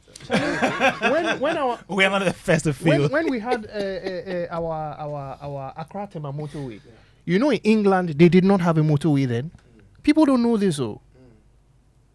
People don't know these things. We are always the first. In Germany? I don't think it was actually that was constructed, I think, for the most part by the Third Reich. So perhaps they did. Okay. Yeah. Yes. But these things are a little triggering for me because I now have to ask again. When Mr. Doku started his submission, he said, this is not the first time we've heard some of these things. Yeah. How do we get away from partisan politics when it comes to some of these issues? But the most critical question I want to ask right now, and I may not necessarily have all the answers, is how do we hold these people accountable? Because as far as I'm concerned, they've all just been nothing. The rulers? As far as I'm concerned, they've just been nothing but a bunch of clowns to me. They don't respect us. They don't. I'll give you a classic example. Last year, I was supposed to write a score for. I'm going to put it out there because I mean it's water under the bridge. I was supposed to score a fairly big project, right? They needed local musicians, and you see, our people are skilled, but a lot of our traditional percussionists lack formal education, so they can't notate it, right? Yeah. So basically, the sensible way of going about it is you write the music, you create references. Okay. They come in, they rehearse. In Ghana, the usual thing is you find the right people for the job, give them a number of times to rehearse, you're feeding them, you're paying their transport money, and all of these things. Do you know at the end of the day, if you work by, secondly, we don't even, our musicians unions do not even have statutory rates based on time to engage the services of these people. That is very problematic. Now, let me tell you why this whole thing of we are opening our borders, come do business with us is a very, very silly idea. It's nice on paper, it's not practical. You work in film, you understand. What this meant was if I could have just notated everybody's parts, found people with the right instruments who can play exactly what I wanted, like I wanted, and I went to New York or LA, I'll spend less money with my flight tickets, paying them by the hour, because these are seasoned musicians. You can go to Nashville, you have the same situation. In 30 minutes, I can press record, and I have a record by the third take. In Ghana, I will be rehearsing for 2 weeks. I'm buying fried rice. It's not practical. So I think, you see, it gets to a point we need to. So at the end of the day, when we did costing, when we did a costing breakdown, the producer was like, this is a bit ridiculous. Because number one, it's going to take time. Number two, it's going to cost me more money. And in life, Charlie, sometimes you can't lose both. You have to choose one. Ideally, money. Because if you have time and you're smart, you can make money. But you can't lose money and lose time at the same time. Which is why we all romanticize this idea or some of these ideals. But in the real world, they are not practical. It can't work. So Seven said something very important. You mentioned talent development. In our part of the world, we adore talent. For conception to happen, I've said this on several times. For conception to happen, it takes 5 million sperm that swim and fertilize one egg. So no matter the situation you are born with, you were that egg and the sperm that won. Yeah, it means you are special. Everybody is talented. You are sperm shell. Everybody has talent. You see, the thing is, everyone has talent. Talent is always inherent. It's either dormant or awakened, right? So the fact that somebody may not have necessarily discovered their talent before their death doesn't necessarily mean they did not have any talent at all. I find it problematic when we sort of hinge all of these things only to talent, when in the real world, it's what you do with that talent, i.e. development and access to structural things that are practical, that can foster a certain level of growth to talented people. That counts the most. Wow. Beats Menace there. Kofi Boachi answer. Yeah, the Beats Menace. Thanks so much. Let's go on the phone line and speak to Uncle Ken. Then I come to you, 7. Uncle Ken. Kwame. Oh, Uncle Yafi. Oh, Jawase. Uncle Ken, how are you doing? I'm not bad. But greetings to all my favorite people in the studio. Good afternoon to all my favorite people in the studio. Yeah, they are all here. They say hi to you. Thank you. Yes. Great. I hope you've been listening to the presentations from 7 to James to Ken. I'm up the map for a change. Yeah. You are up the mountains? Yes. Uko Ofie Pe. It was my day off today, so I had to go. Nice one. And what do you make of the various presentations?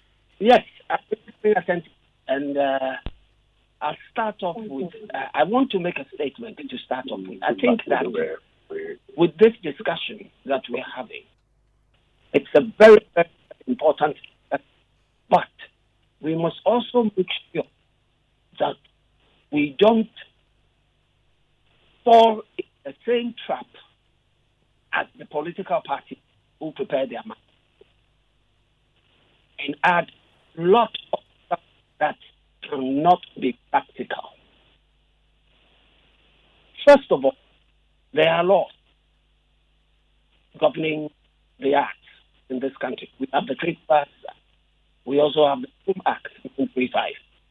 So everything we try to suggest or think should be done to be within the remit of the law. Otherwise, there will be problems. So we need to have that in the back of it. There are laws, and what we're trying to achieve should be within of the law. I listened to the politician who spoke and made some brilliant points. I particularly like the point he made about music education in schools. Now, the music education in schools, that for me is something government can actually work on. Because some people will argue and say that music making is a private endeavor. So some people that are thoughtful feel that they should not meddle in that. And like Kempia said, but you need the enabling environment. That's cliche. What the enabling environment is what government needs to put in place for the private to thrive when they want to get business. So the music education, I think, is important in the school. The CMOs, and particularly in the music field, Gamro. Now, so many Gamro in and out about getting equipment that would enable them log the music in the various radio stations and elsewhere use music. How many years have we been talking about? And yet that has not been done. Now, this is something I think that government can help in place. So it is important this is sent to the various parties to include in their mind about this.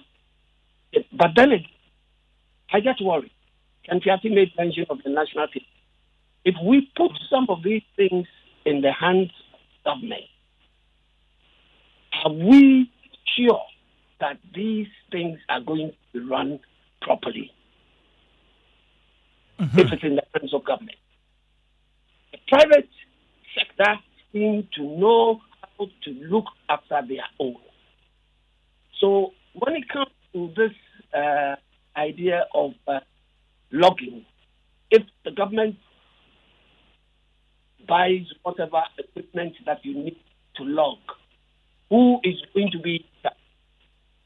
Is it government officials who are going to be in charge, or government is going to purchase this equipment for Gamro to work with? I think that is for government to purchase for Gamro to work with.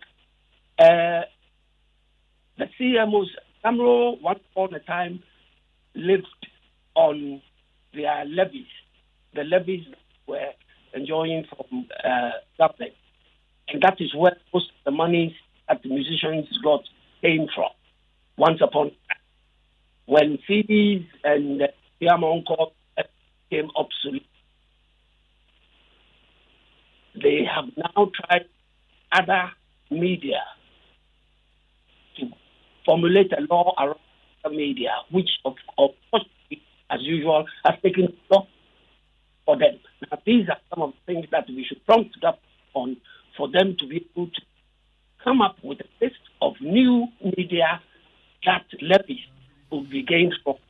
Uncle Ken, you are making a brilliant point, but it appears your line is not stable at all. So we are calling you back. We are reconnecting with you in a moment, please. Oh, okay. Yes. All right. All right. Thank you so much. Uncle Ken is who we just heard now. He's up the mountains, not here in the studio today with us. Still here on Joy 99.7 FM, Showbiz A to Z. We're talking about the creative industry manifesto. We are proffering ideas to the political parties on what we think they should consider while they put together stuff for their manifestos for the creative industry.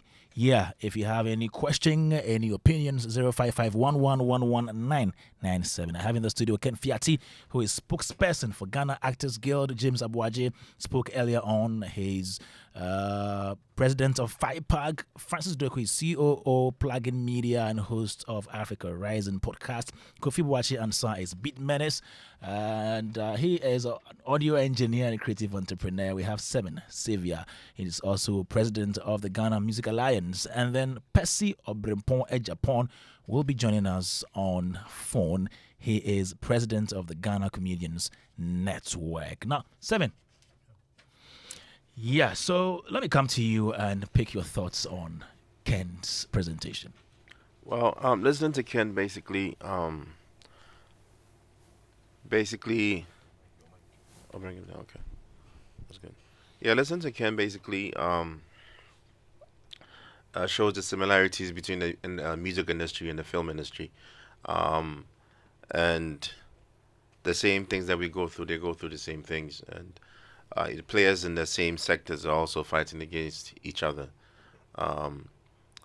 We all, in a way, although what we do is a private venture, we still need the government in a lot of ways to have a proper environment where we can all thrive and make money off, and maybe get taxed by the government, so the government also gets money back anyway.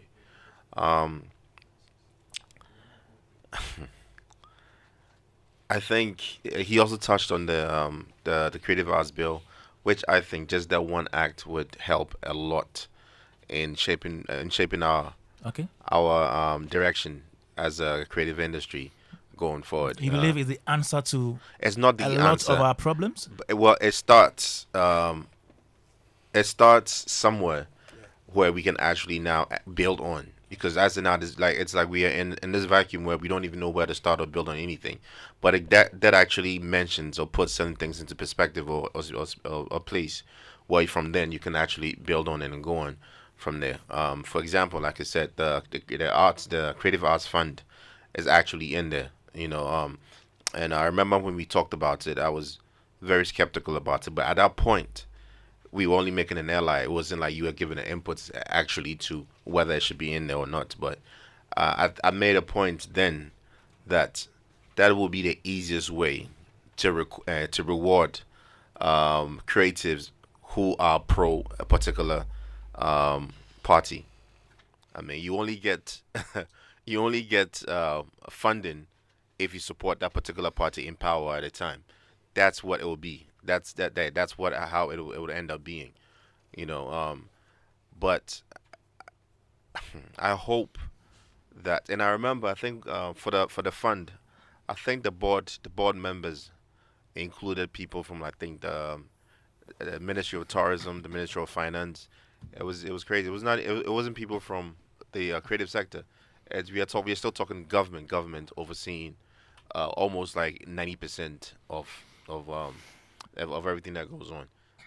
And I think one person from the creative sector, but it's a bunch of ministries overseeing the fund, and then there's one. So it's basically going to be a government, just like how Maslow became, all these other things became. But so at least if it is implemented, if that's what we have, and then we can build on that, that would be great.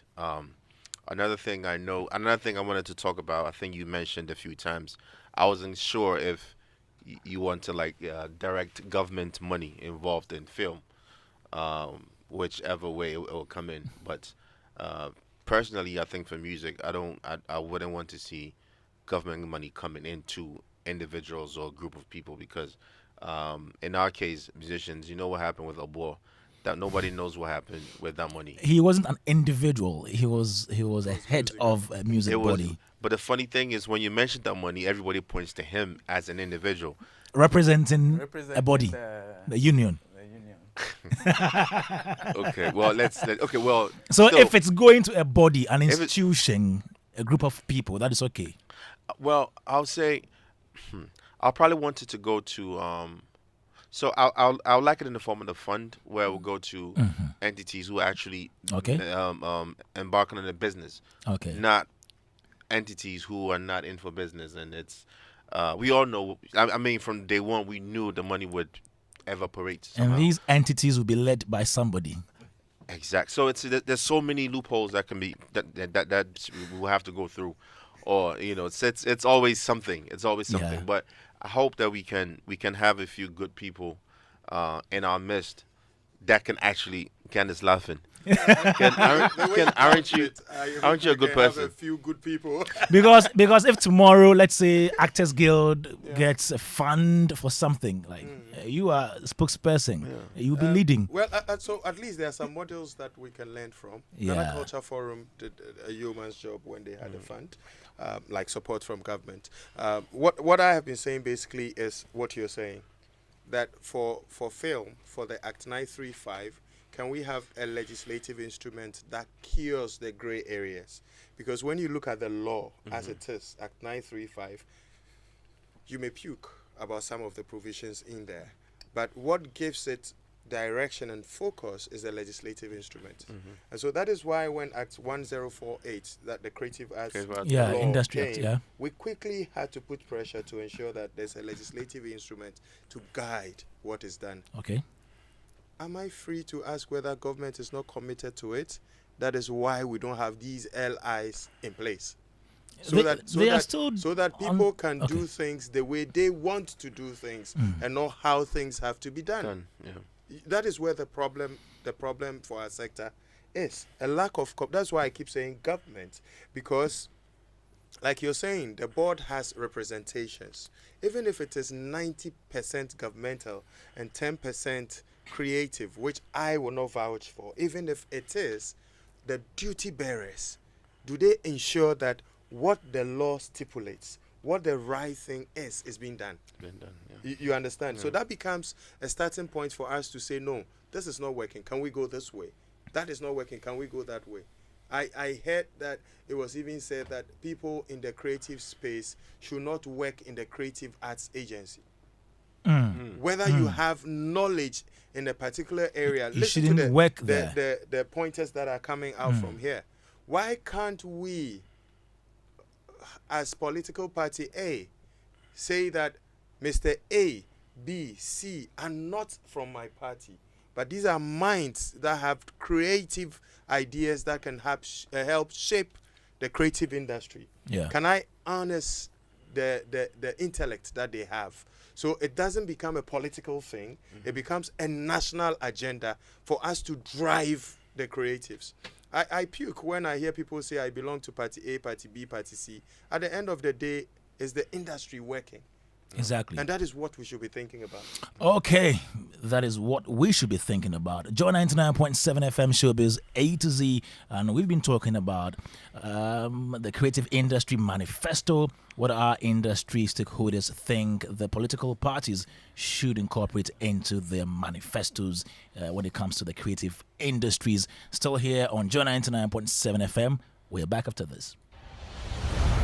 Precious one, I'm Archbishop Charles Ajinasari, and I want to specially invite you to this year's Supernatural Empowerment Summit, a life-changing conference that will equip and empower you to make impact in your ministry, career, and personal life. If you are a Christian in any area of leadership, join me and other seasoned global speakers for 5 days of insight, inspiration, and impartation. Speaking will be Prophet Nana Sesa Akodie, Reverend Dr. Steve Wenger, Reverend Sam Olubiyo, Apostle Richard Udo, Apostle Eve Castano, Reverend Mrs. Vivian Ajinasari, and myself. I want to see you there. The dates are 29th April to 5th May 2024. Morning sessions start on Tuesday from 8:30 a.m. and the evening sessions from Monday 5:30 p.m. The venue will be the Perez Dome, Jolo Junction, Accra. For more information, contact +233 548 633 650 or visit www.sesummit.org.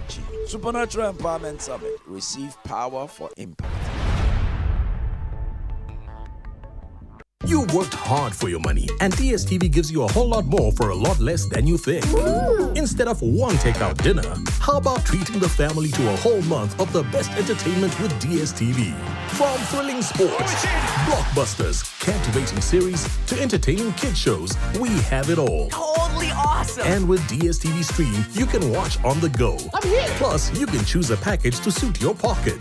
There's a whole lot more to enjoy for a lot less than you think with DSTV. There's going to come a time that the church will rise as the highest of all the mountains, and saviors will be raised in the church to deal with the world system. And let it be now. We need to have a national focus. We don't have to lose this ambition, or else we work against the Great Commission. They are equipped in righteousness, the agenda to possess the nations. Welcome to an equipping center of the word and prayer on Pentecost Hour. Pentecost Hour comes to you on Joy 99.7 FM every Sunday at 1:30 p.m. Hits FM on Mondays at 5:30 a.m. and Joy Prime TV on Saturdays at 7 a.m. In the Chest of a Woman, a stage play written by Efo Kojumaugbe. But you are not a man. I am a woman, but I am not going to indulge in the fanciful notion that men have the priority on leadership talent. You must know how you talk before us. Join Clemento Suarez, General Ntatia, Akofa Ejani, and more at the National Theatre on the 3rd and 4th of May 2024 at 4 p.m. for the first show and 8 p.m. for the second show each day. To purchase tickets, simply dial *713*33*21# or visit Airport Shell, Bachona Total on the Spintex Road, Rocks Wachi, Silver Bear Cinema at the Accra Mall, and Gold Coast Restaurant. For more information, call 054-1234-586. In the Chest of a Woman is powered by Africa Arts Network in collaboration with Challenging Heights. Supported by UNESCO, Access Bank, Caveman Watches, Horseman Shoes, Gold Coast Restaurant, McPhillis Food, York's Rent a Car, Bisabriwa Museum, and Joy FM. Imagine going to your favorite wache joint and Amalia tells you, Boss, Wale is finished, Gary is finished, and shit or cry is finished, so that thing can pain. Now compare that feeling to having everything you want on your wache with Wale, Gary, and plenty shit or peche like that.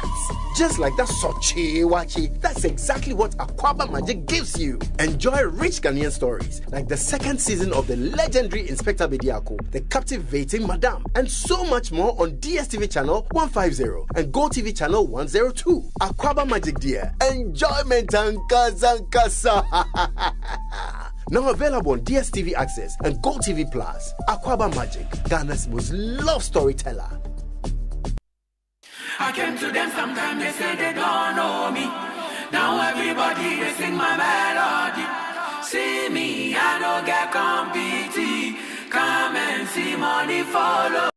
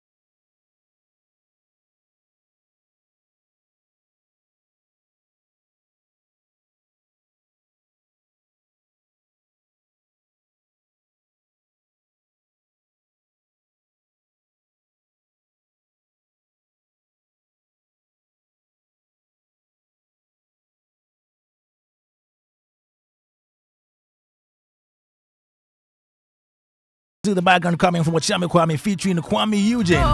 No competition. Showbiz A to Z. We have no competition. So here talking about the creative industry manifesto, I have Uncle Francis Doku. Jim Zabwaji was on earlier on phone. Ken Fiati is also right here. Kofi Bwachi and some Beat Menace.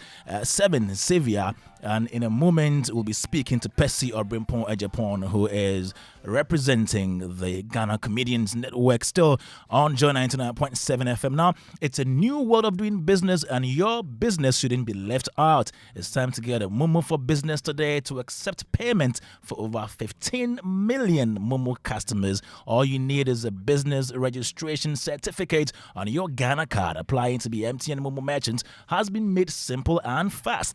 You just have to dial star 5051 hash and follow the prompts or apply online at momomerchantapplication.mtn.com.gh.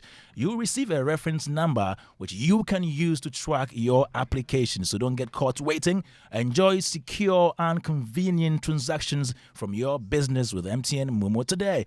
Note that the application is free, so do not pay any money to anyone for a merchant payment solution. Report any fraudulent charges using the Momo app available on Play Store and App Store. Joy 99.7 FM. Let's go straight on the phone line and speak to Percy Obrimpon. Hello, Percy. Good afternoon.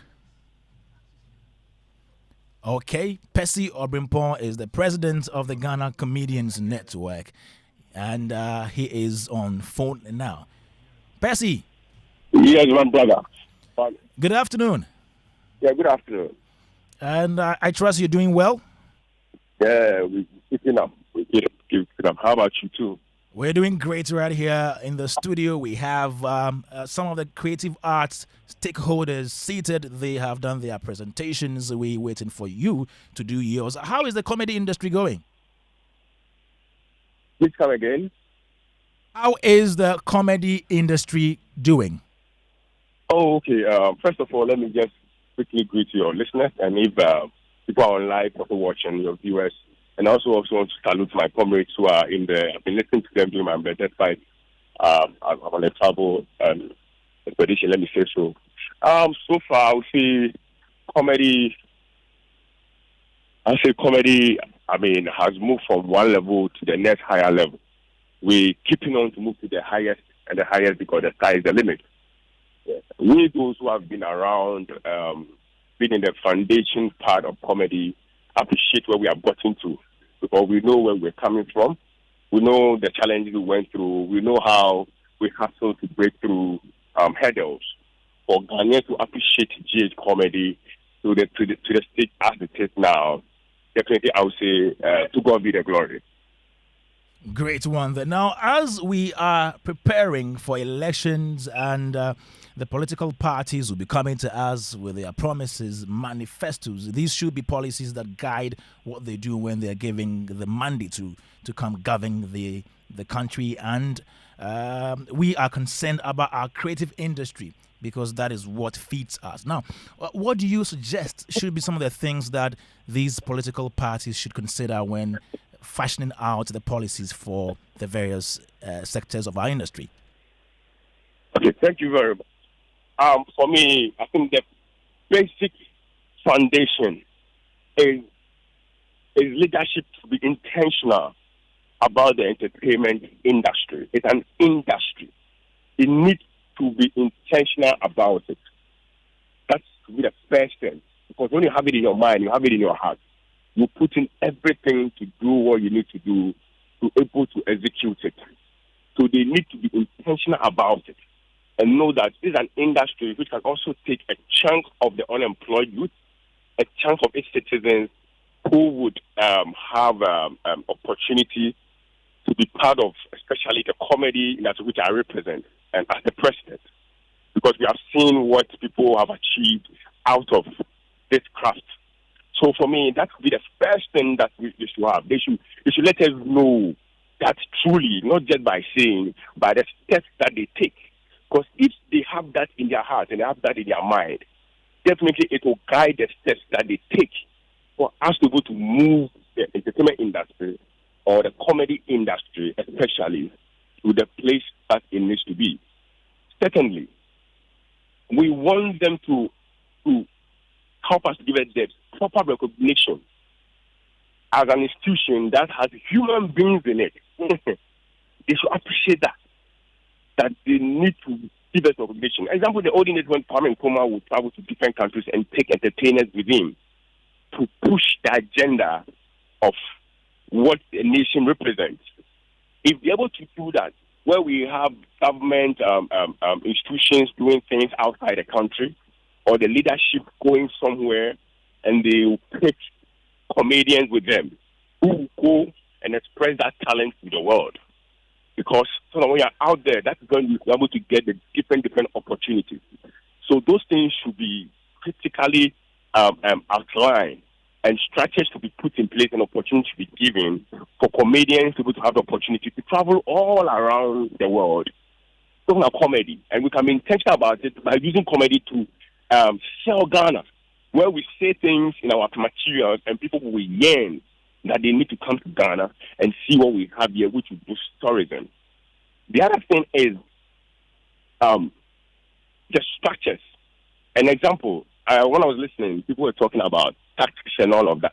Yes, as a growing industry, we need to have a very serious tax holiday. I'm using serious tax holiday because the foundation needs to be built, the people in it need to be stronger, because this is something that the human resources in this industry is not getting any help, and rather paving a certain place where people can have their daily bread in it.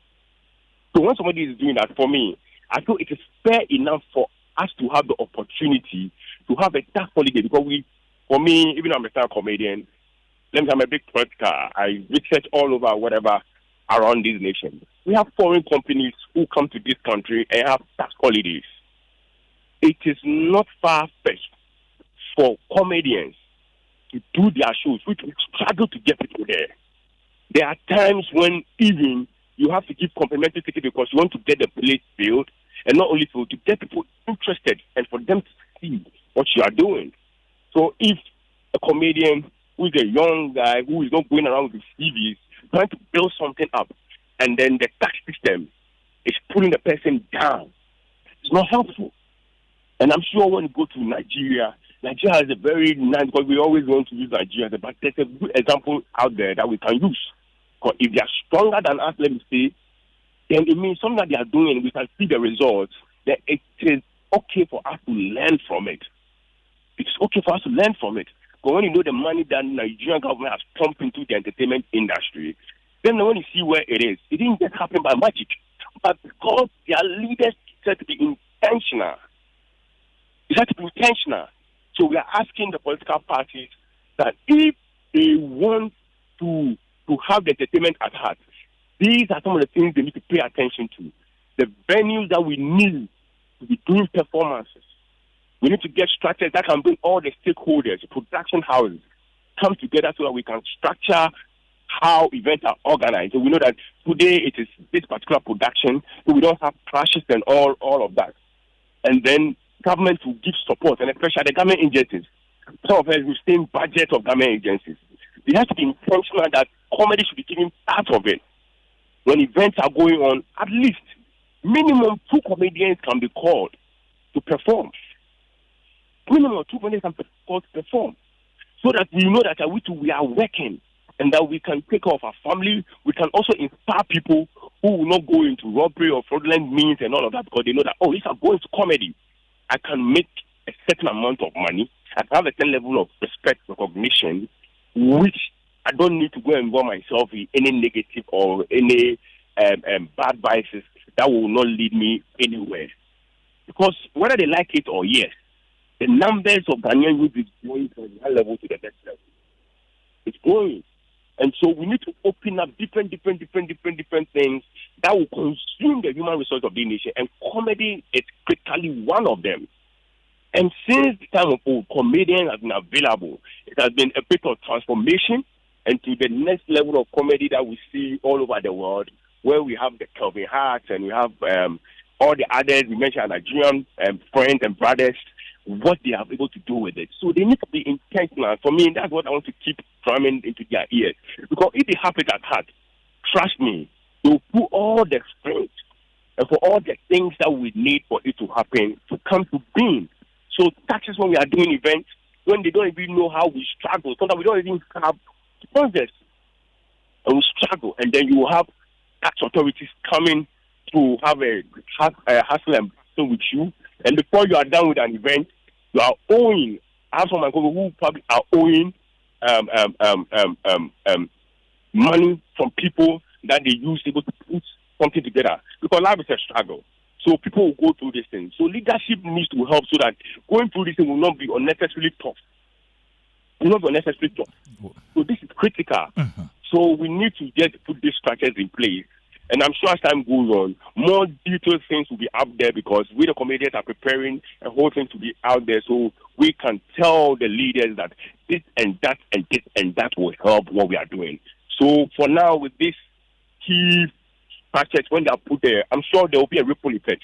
And then as we move on, we can see where to fill in, we can see what to take out, we can see how to adjust, how to moderate it, how to come under a certain structure that comedians will be, should I say, we have an association, we'll see how we can manage ourselves and be regulated and see what's done, what's not supposed to be done and all of that. And then we'll grow as a nation. We will grow as a nation. So basically, this is what we are asking for. This is the opportunity for us. National events, both internally and externally, and all of that. And also, totally the Foreign Affairs Ministry able to play a role together with the tourism agency, the authority, the arts and entertainment industry, so that we can have a structure and help the GDP of this nation to grow. So Kwame, basically for now, because of time and where I am and all of that, we sure this thing, what I've said, I was able to, it's clear. That's a brilliant for all presentation. the leaders or politicians listening to this, able to imbibe something in whatever they are doing. Even their political campaigns. So we are not anywhere. All we know is that we can come and cool them down. Oh, you want to mount their campaign platforms, eh? We call it, some of us come and perform for them, so actually the things delegates are getting, we can get some and get it better by in the right way, should I say. Bessie, the last one, is it comedy or it's real? Come again? Your last statement, is it comedy or you mean business? As far as I can see, as far as we comedians can see money and see human beings, we are ready to serve. Thank you very much, Percy Obrimpon. He's the president of the Comedians Network of Ghana. Yeah, the Ghana Comedians Network. You just heard him there talking about the policy makers being intentional, taking entertainers around wherever they go in the world, giving them tax holidays. You know, we getting venues. The comedians should also be built to perform at some of these big programs. Yeah, okay, including the campaign platforms. Now let me go to Uncle Francis. Even before we pass commentary on this particular presentation by Percy, let's take the presentation on tourism, and Francis Doku is standing by to do that for us. Uncle Francis, are you ready? No, I'm ready. And a piano. Yeah, thank you so much, Kwame, and thank you to Joy FM. I think it's important that we note that tourism has for a long time been a conversation that is had, behind the scenes, but it looks like recently we brought it up onto the front burner and we have conversation on it, like shows like this, which focuses more on entertainment, showbiz, and all that. It's important that we note the role that tourism plays. That it's the things that make tourism become tourism are the things that we talk about every day in entertainment, in show business, and all that. And so before I go on to the points that I think we need to focus on, where I believe any government that comes into power must look at them and find ways to act on them. I think it's important to note what role tourism plays in national development. One of them is economic growth.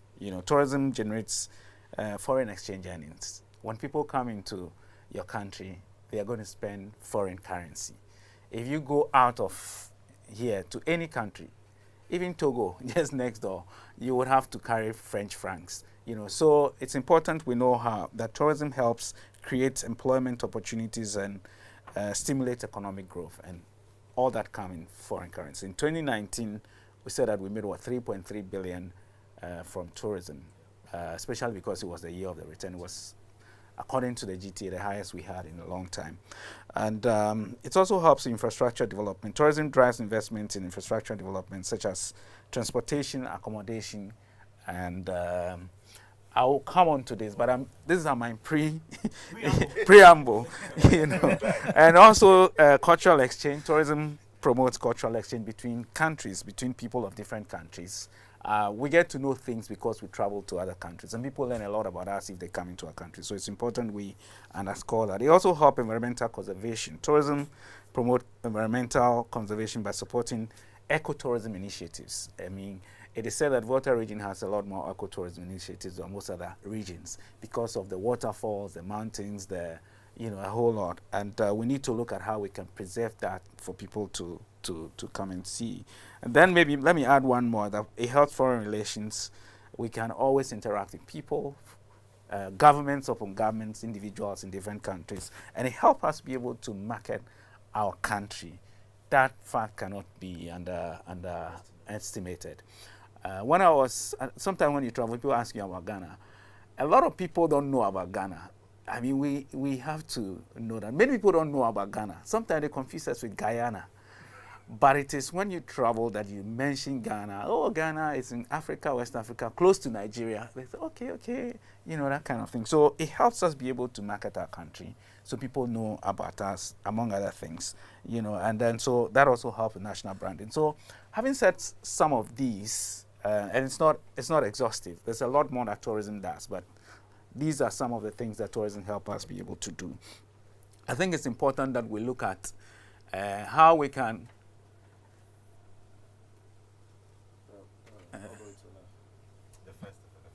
the first one. Yeah. Oh, okay. All right. So, I have to be going back and forth. Yeah, that's tourism. So you are touring the screen. What we're putting out today is to look at how we can position Ghana as a premier tourist destination in West Africa. I mean, even though we want to market Africa as one destination, it has to be underscored. The fact has to be underscored that it's still competition. So what are the things that we have to do to make sure that we draw a lot more numbers into our country? Because as we noted, the more people come in, the more they spend, and the more it goes round. The taxis, they pay the Uber drivers, the taxi people, the hotels, the restaurants, and all that. And also by ensuring that we can showcase our country to the world. So the objective, I believe, for putting together a manifesto that talks about how we can make our destination the preferred one is to look at how to increase tourist arrivals and also the revenue that comes from it. Because if you're measuring how countries are ranked according to how people visit them, it's about tourist arrivals, the numbers that people that come into your country, and how much that contributes to the revenue, tourism revenue. So the two metrics that you use are how many people are coming into your country, how much did they spend. And so our objective is to look at how to increase the numbers and also increase the revenue that comes from tourism. And promote sustainable tourism, because it's not every tourism that is tourism. I mean, people could do things that could be harmful to their citizens. Funeral tourism. And harmful to even the people who come in. So sustainable tourism is very important. How, when people come to any attraction, how would they be able to benefit from it? And develop and improve our tourism infrastructure. It goes without saying. This is very important that as we position ourselves as a place that people should visit, what are we doing in terms of our tourism infrastructure and development? And then enhance the experience that people have when they come into your country.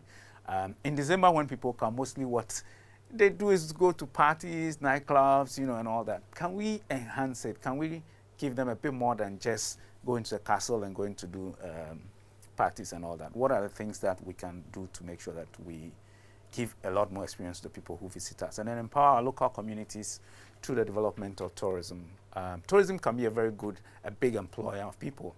in places where they do it well, in fact, tourism is the biggest employer in any industry because tourism goes around a lot. It's a lot more than just this or that. It's many things that come together. So if we do it well, we're empowering people in the local communities and giving them the employment and all that. And then also showcase our country as it is. As I mentioned, many people may not know what Ghana is or what Ghana stands for. But it's only through tourism when we properly do it, properly put ourselves together that we are able to tell the people what it is. So what are some of the key, in my view, strategic actions that need to be taken to ensure that we benefit from this tourism thing that we have been trying to do for a very long time? First of all, I think 2019 was a big year for us as a nation, where the year of the return was a big thing that we put out. It was supposed to be from January right through to December, but I think at the point we're still trying to figure how it will be, and we focused more on it towards the end of the year. It was one of the biggest tourism marketing things that we did. Recently, when I was having a conversation with somebody on the podcast right from Uganda, he tried to mention the year of the return. So I remember 5 years on, it's still something, a big recall for people about Ghana. I think the thing that we need to look at is how do we, again, package our country and market it, because it's important that we keep our name in the minds of people.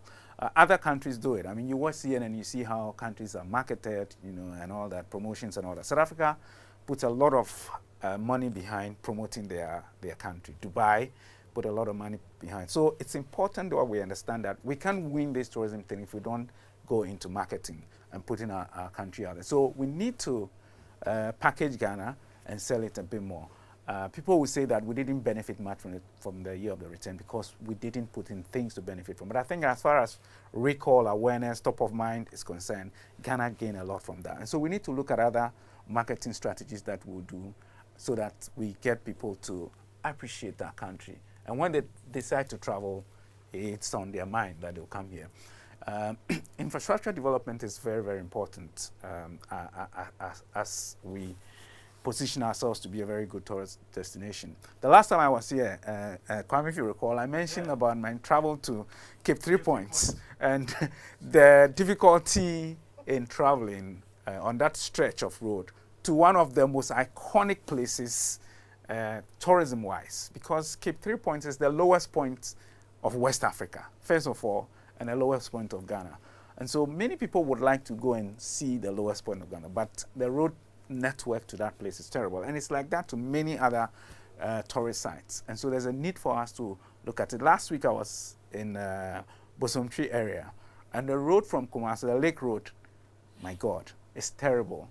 At some point, they've done it to a certain point, but for about 10 kilometers, you just travel on sand and gravel, and all that. And this is a very important, this is one of the biggest, if you like, attractions in Ashanti region. When people want to go to the beach, they go to Bosomtri.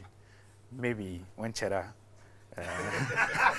So it's important that we look at that stretch of road, just like any other road. That goes a very important tourism attraction. I think that visa regime is very important. If we position ourselves, we need to look at the visa regime. How do people come into our country? Some countries have said that when you're coming in, you don't need a visa. Just go online and fill a form and pay maybe a small money, $10 or so, and then come in. It doesn't matter where you come from. Seychelles, for instance, just go online, fill the authorization form, and then travel to a country. I think Ghana has to look at our visa regime as part of how we can get people into our country. In 2015, Ghana did something very brilliant. We said that any African can just pick your bag, come to Ghana, and then you get visa on arrival. I think we need to go a step further and look at how we can create the opportunity for people on our continent to visit. I mean, people holding other countries' visas do not even sometimes need visa to come to Ghana. Other countries' passports do not even need visa to come to Ghana. And so I think that if we want to increase regional tourism, which is very important, we need to look at how to go ahead of the AU's Agenda 2063, which says that by 2063, every African should be able to travel to any African country without the need for visa. I don't know if that will happen in our lifetime, but this is the agenda that the AU has, And that doesn't mean just traveling, but even living and working in other African countries. We hope that becomes realized in our lifetime. But I think Ghana can find a way. After all, Bitman is, we are number one in everything. We're the first to gain independence. You know, we should lead this one. We should be the first to do this. So we should be leading the continent. What I realize is that we stopped talking about the gateway to West Africa. But maybe we'll get there. But we still have the gate. Sure we take the lead in the visa regime. It's important also that we look at safety for the people who travel into our country. There may be some policies that talks about safety and all that, but I think we need to go beyond that. Recently, I was speaking to a young man who has developed a system that makes sure that when you travel and you download the app, it gives you travel information. Most of it is security and safety information. It has an AI that aggregates what's happening. Maybe if you're in Kumasi, maybe it's going to rain heavily or there's some action happening somewhere. It's able to aggregate all and give it to you, so you know how to plan your way and all that. I think we need to look at how to talk to some of these young people who are doing brilliantly in their own and bring them together and look at how to increase safety and security, because a lot of people see the things that are done in many countries and they want to travel. But sometimes it's just because they also see some, issues about security and all that it prevents them from. But if we position our country as a safe place for you to travel to, and you can have enough information to help you manage, it will help us be able to get more people to. So it's important that we put on our agenda to make sure that we have a policy around safety. Then this is very important for me, and I think it should be important for everybody who wants to lead or rule, I like that. In a sense that, look, we've spoken about MICE for a very long time. MICE just means meetings, incentives, conferences, and exhibitions. The countries that have positioned themselves as MICE destinations, on the continent, I think Rwanda has become one important MICE destination. South Africa has been there for a very long time. And you need to have certain things to be considered as a MICE destination, and a lot of them that we do not have. For instance, there's no one, and that's why I said that I agree with what Savin said earlier, there's no one single convention center of world class in Ghana, not in Accra, not anywhere. We don't have one. And to be a very formidable or recognized MICE destination, you need to have some of those things. The infrastructure when it comes to roads, infrastructure of transportation, hotels and all that, we only have just a basic, level. And I think that there should be some master plan that looks at how we can, in a matter of maybe 2-3 years, position ourselves as a destination for anybody thinks about the biggest conferences, conventions, exhibitions and all that, they'll think about Ghana. And these things are some of the important things we have to do to be able to position ourselves in that manner. Let us at least build one convention center. Just one convention center. What Rwanda did was to partner with Radisson Blu to build them a convention center, which is a convention center plus the Kigali Convention Center. It has a hotel by Radisson Blu, and then it has a convention center and all that. So countries that have considered themselves to be that are building it. If you take, for instance, the cities in South Africa, Cape Town, Joburg, Durban, these three are always fighting for conventions and things to come to because they have the facilities that will be able to. And I think that we need to sit down, have a master plan for this. I remember that we set a desk of mice at the attic. I don't know what has come of it, but it's not just setting a desk. It's about looking at the things that have to be done to be able to position. Has somebody poisoned the mice? Mice probably fell into a trap. They've been trapped. I think another thing that we need to look at if we want to position ourselves is that what is our agenda for aviation? We built the airport at Terminal 3, which many people admired, but we haven't been able to go beyond that to be able to set ourselves as a hub for aviation. What I understand is that Togo is doing something very brilliant when it comes to aviation. The number of aircraft that land, the number of airlines that come there and go from there, they have some partnership with Ethiopian, and so it's helping to be able to build a place as a hub. I think if we want to lead in tourism, we need to look at how we can improve on our hubs by the setting up the facilities, infrastructure development. We mentioned that, the transport arrangement, air transport arrangement, and all that, cargo facilities, etc. We need to look at how to properly position our country, our region as a hub for aviation. And that also means that, Kwame, the last time we mentioned, we need to fly a national flag. Yeah. We need a national flag to be flown, to be able to consider us. I mean, smaller countries that cannot compare to us in any way have their national flags being flown. Seychelles has a national, Zimbabwe does, Rwanda does, Namibia, everybody.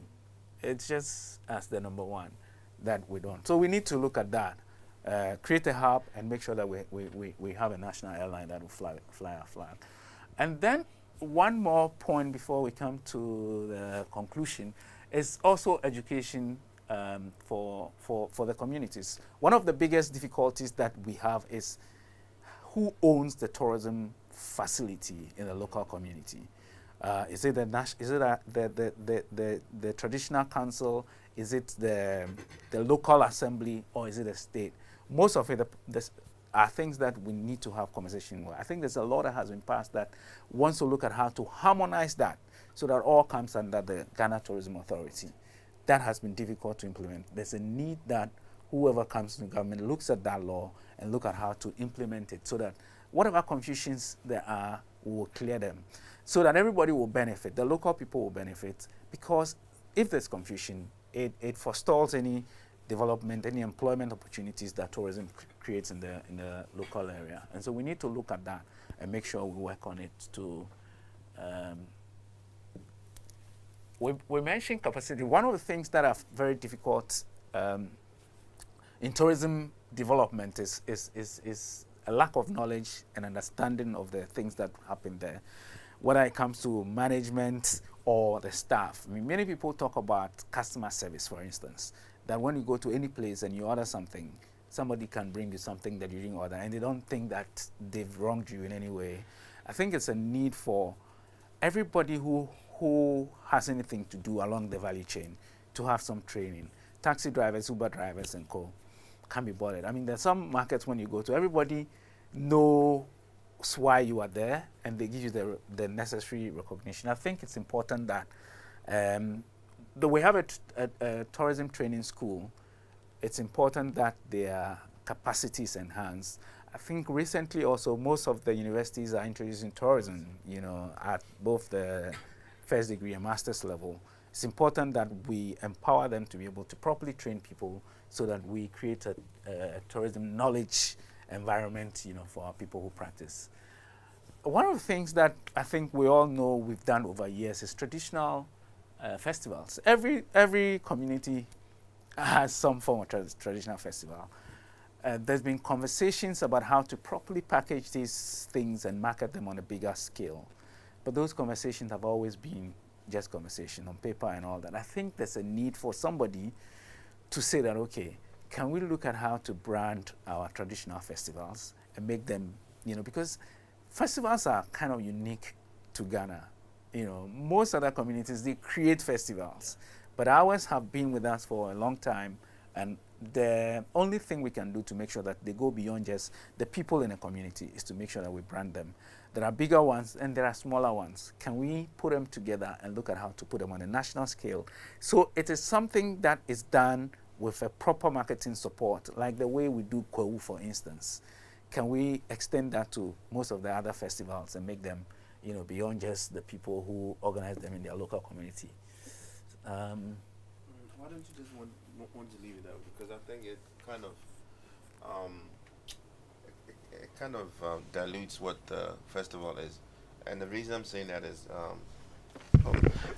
I was wondering why you don't want to leave it the way it is, because I think it kind of dilutes the festival, especially if you try to market it, quote unquote. Because I've been to Seven. Could you please reserve this point so that when we come around, you make that comment? So, Uncle Francis. Just make small notes. Yes, more. So I think also, if anybody has been to the castles, we have 3 castles Yeah. at Osu, Cape Coast, and Elmina, and then over 20-something forts. You know, so if you've been to any of the forts and castles recently, you realize there's some deterioration. Yeah. Don't worry, it's allowed. It You is know, free they are variation. collapsing. Don't worry. And we need to look at how to preserve them and make sure that generations after us would also have access to these things. Anybody been to Fort Princeton? Fort Princeton in Keta? It's gone, completely gone. Because we haven't been able to the sea and all that. And there are ways that some of these things could be preserved. The forts and castles in the central region and western region and all that. Last year I was in Diskov, and I think it's one of the most preserved because it's a private fort. It's been sold to a private Englishman who comes occasionally to make sure that they paint, like every 6 months they paint it. You know, I have 2 minutes, I'll end soon. You know, so I'm saying that we need to make sure that we preserve the things that we have. Recently, when we did a preservation and reclamation, if you like, of the museum, the museum in Accra, we've seen a lot of people going there and all that. It's a small museum anyway, but at least we preserve it, and I'm sure we're making some revenue out of that. So we need to go back to some of these things that are getting deteriorated and project them. People complain that we don't have a lot of tourism products. If you come to Ghana, there's only a few things you can do. Other markets you go and so many things you don't even finish, and then your time is due and you come. We need to sit down and look at the offerings that we give people who come here, the experiences they have. We've been selling cocoa since the Kwashi came back with cocoa, as we are told from Fernando Paul. But what have we done out of cocoa? We are the face. Yeah. What have we done with the cocoa farms and you know, and all that in terms of tourism? How have we packaged that? There's so many birds, so a lot of things that people don't come to Ghana for bird watching, but we have so many, you know, bird species that if we are able to package some of these, it will be things that somebody will just leave someplace and say, okay, I'm going to Ghana just for bird watching and all that. We're not known for wildlife. People will go to East Africa and all that. I don't know if we want to get into that.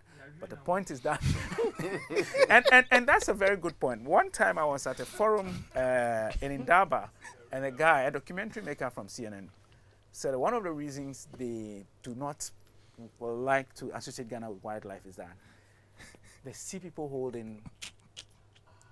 When you pass by, that railway line, holding, and it put them off totally. So for Ghana, they decided they won't come here anymore because you couldn't be here, including your and I think the last point to make is investment. I think last year there was a forum that wanted to look at how to invest in tourism. And it's important that we look at that as a very important way because the government can't do everything. There's a need to look at how to strategically align with people, but the necessary things have to be done to make sure that we are able to benefit from this. And investment is important because all the things we said, if we don't have the people who invest in them, they won't happen. What is happening, for instance, to the Marine Drive? You know, that's a massive. Then I don't know what happens to it, but we need to position ourselves. It's in the making. To get, strategic investment into our tourism place, and I believe that if we're able to do all this, because tourism, overall, tourism has the potential to make a significant contribution to national development. Great, but it requires careful planning. And Obrimpon says something, it must be deliberate, you know. Okay. Everything has to be deliberate. Sure. And the countries that have progressed, that gets the biggest numbers of arrivals and revenue, they have deliberately done so. Seychelles says that, look, we don't want to have 1 million people visit our country. Maximum we want is 400,000. But we know who we want. And they focus on the people they want. When they come, they know what they will spend in and all that. So the strategy is there. It doesn't matter which government comes or goes. That strategy is one, and it helps them be able to position themselves. Thank you very much. Thank you, Francis Doku. Yeah, CEO, Plugin Media, and host of Africa Rising podcast. And that was a presentation on tourism. I think we don't have enough time left, so I can do the recap now. We're going to do our commentary on both Obrempong and tourism. So we are merging Obrempong and tourism. Bit Menace will have a lot of time, not too much. But for the presenters, hey, that time is gone. Yeah, for the presenters, I'm giving you 1 minute each for the commentary. This man is the commentator.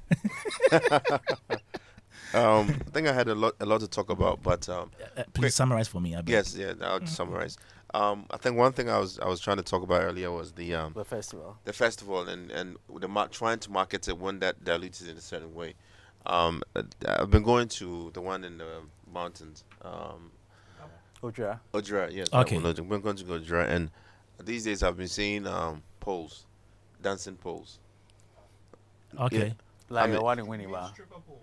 That's what I'm talking about. Oh, really? I'm not sure that is part of the main festival. I don't know, but it's some people. The youth organize other. Yeah, for some reason, the parties, side attraction. For some reason, the parties are now more of what people go to and not the actual thing anymore. Yeah, just like Homo too. These days that nobody cares about what happens. It's all about the party at night, and that's what. Trust me, you see that my boys from Nima, Pukwase, like they come from all over to that, not the actual event, but the after parties, and that's what people care about now. So I don't know how. Well, I mean, I'm sure you can come up with a way to do it, and also the tourist sites and people owning them, or actually we're not sure if people actually own them or not. But there's one somewhere that I'll go to, and I was told that the MP owns the waterfall. So that's around Ebri, I'm sure. Oh my God, how did you know? I know the MP who owns it. Oh, okay. Is that legal? Because I want to get one. I want to get a waterfall. Is that legal? Yeah, it's legal. No, it is because then, like I mentioned, the one of the forts is owned by somebody, because obviously there will be initial owners who may have passed it on to other people, who may have passed it on to other people, because it's in a particular place. Because lands are not owned by a state. Lands are owned by families, and and all that. So if it's on the family land and they decide to sell it, it's matter of okay. Thank you. Will you go buy waterfall? Let me come to Beat Menace. Beat Menace, yeah. That's all I have to say. Thank you once again, Mr. Francis. Always brilliant. I just don't know why you haven't invited me to your podcast. I need to speak on wildlife because I hear at the Atiwa forest there was a particular species of duiker. It's in the deer family, but much smaller, that eats herbs exclusively. Yeah. Wow. And traditionally, in the Akan diet, it was used mainly as a means to flavor meals. Those days, Maggie Cube and things, But I hear Ghana was or is one of the few countries that actually had a particular species. It was native to that area. And so when conversations about the development and preservation of that area came up, I mean, these were some of the conversations being had. Anyway, year of return, a lot of things could have been much better, right? We usually when we speak about Ghana, we always have could have beens, lots and lots of that. But we do know a lot of funds were generated. And one of the primary vehicles that drove the traffic, especially with a lot of diasporans to Ghana, was certainly the very tragic history of slavery, the transatlantic slave trade, and the role, especially Elmina, Cape Coast Castle, played in all of that. And so it is very sad that we have a lot of these forts and castles rotting away. Where are the monies going to?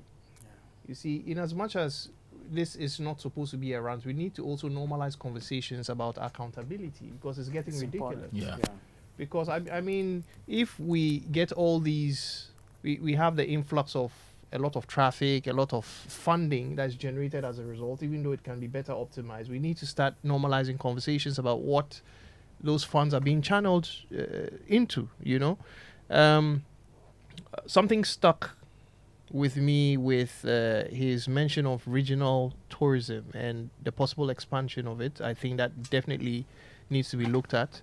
The visa regime is very, very important. And I want to mention the Ghana embassies across the world and how complicit they are, because a lot of them are not professional. I've had like terrible experiences with Ghana embassies abroad. Terrible. All you need to do is just go online and read people's experiences. They go lost your passport right now. Ebeira. Really? Oh yeah. Some random person where they work, if you just walk into some office, bring a whole stack, they distribute it to people. Meanwhile, they sit there 4 or 5 hours. It's just Kotobabi version 2 in Obimanso. We need to critically look at whatever the Ghanaian experience has slowly evolved to become. Okay, It's like it's happening all across. Exactly. Because we can't talk about making things better in the tourism sector if we do not address some of these issues. I love the fact that he mentioned aviation. That's a kind of worms I don't want to open. I think would tackle that, because we'll be back next week and next week. Right. Aviation there, Charlie. Until somebody decides to do it. And transport. Charlie, we can't be a tourist destination when I only have 5 days, because that's all I could save for, and to get leave off work, come and enjoy Ghana small, and 80% of that time is just me being stuck in mindless traffic because somebody doesn't want to use their brain. It's ridiculous. We need to enforce better traffic laws. We need to create a more efficient transportation system in Ghana. Personally, in the last 2 years or so, I think Sebi even knows this, I love cars. I've actually evolved to hate driving. I prefer being driven, because I lose time on the road. And so I can do stuff at the back of the car. You understand? It's a bit ridiculous sometimes, A lot of things can be better, especially if you want to travel to certain places by road. I love the fact that he mentioned the Ghana Tourism Authority structure that needs a critical look at. And I'm going to say something that might be quite controversial. I think we need a separation of the tourism ministry from creative arts and industry. This is a big topic. Yes, because Charlie, any small coins will come and they'll always announce we want a guy, then wearing shirt, starch up. They announce some money come, but we all know where it doesn't. It never comes to the creative sector. You understand? It always goes to tourism. Meanwhile, the forts and castles they crumble. Does it really go to tourism? Yeah, it does. Yeah. Like where? Where artists, where you collect block things. Mostly the hotels. They claim the hotels. Yeah. That's I know the hotel people have also been complaining, really. Yeah, and so so that's why as well as it really go. I don't know if I can actually now just sort of wrap everything up. Yes. I can. Can I start that? Yes. I had to take a couple of notes. Can you do that in 1 minute for me? I'll try. So that you reserve the other points for next week, please. Okay. Just off the bat, speaking on film, music, comedy, all of that, a few things have stuck out. Obviously, we need regulatory frameworks and legal protection. We need funding and investment. Note that came second after the restructuring and stuff and legal framework. Because let's be honest, if Charlie, you're trying to let somebody who's a money man put money where structure no, they are being unfair to that person. Absolutely. Because they have really, they really do not have any guarantees of getting their returns back, right? We need to have a critical look at education and training. We need to have a critical look at infrastructure and technology, which includes internet. In the cost of internet in Ghana is ridiculous. We can't normalize these conversations if we are not talking about these things. Yes, extremely high, exorbitantly high. We need to talk about cultural promotion and identity. Okay.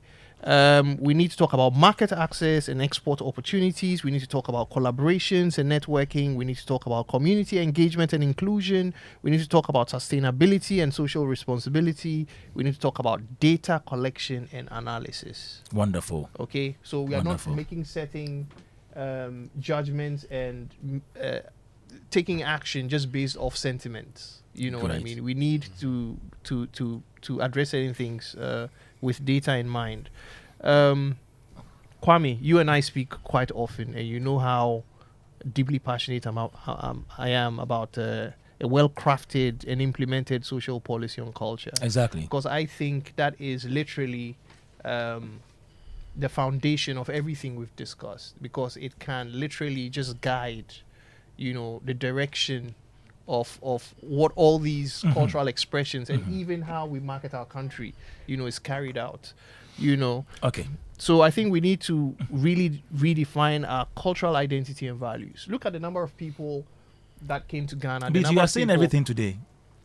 Oh no, trust me. With everything I've said, I can speak 5 minutes. I beg, my producer will beat me. Okay. We need to go take commercials. Right. So let me take Ken. So we can. You are coming back next week, so don't worry. Okay. Ken. I think I can just decide to cede my time to him. But for me, I think what stands out from the presentation by my brother is how we preserve our forts and castles. Over time, we'll lose them. And the experience that I got 10 years ago compared to the experience I got last year are very different. It's not because I'm growing, it's because we're losing certain elements of what really happened there. And I think that we need to also think creatively of how to make people have an experience of what they are being told, rather than go and hear somebody's narration of what happened there. If you experience it, it hits differently, and that is key. And I think that's when we have if we have the dichotomy for the tourism and creative arts department, then we will build a relationship and know how to marry ourselves at that level. Wonderful. Because right now we are married, but it looks like there's a divorce when it comes to. You've not consummated yet, so it's no marriage. Thank you very much, Ken Fiati, Joy 99.7 FM. Now, let me read these texts that I've had now. This one says, Kwame, good evening. Just a few reactions to the discussion. This is from Divine from the Ministry of Tourism, Art and Culture. Says, the marine is ongoing and you can visit the site to verify.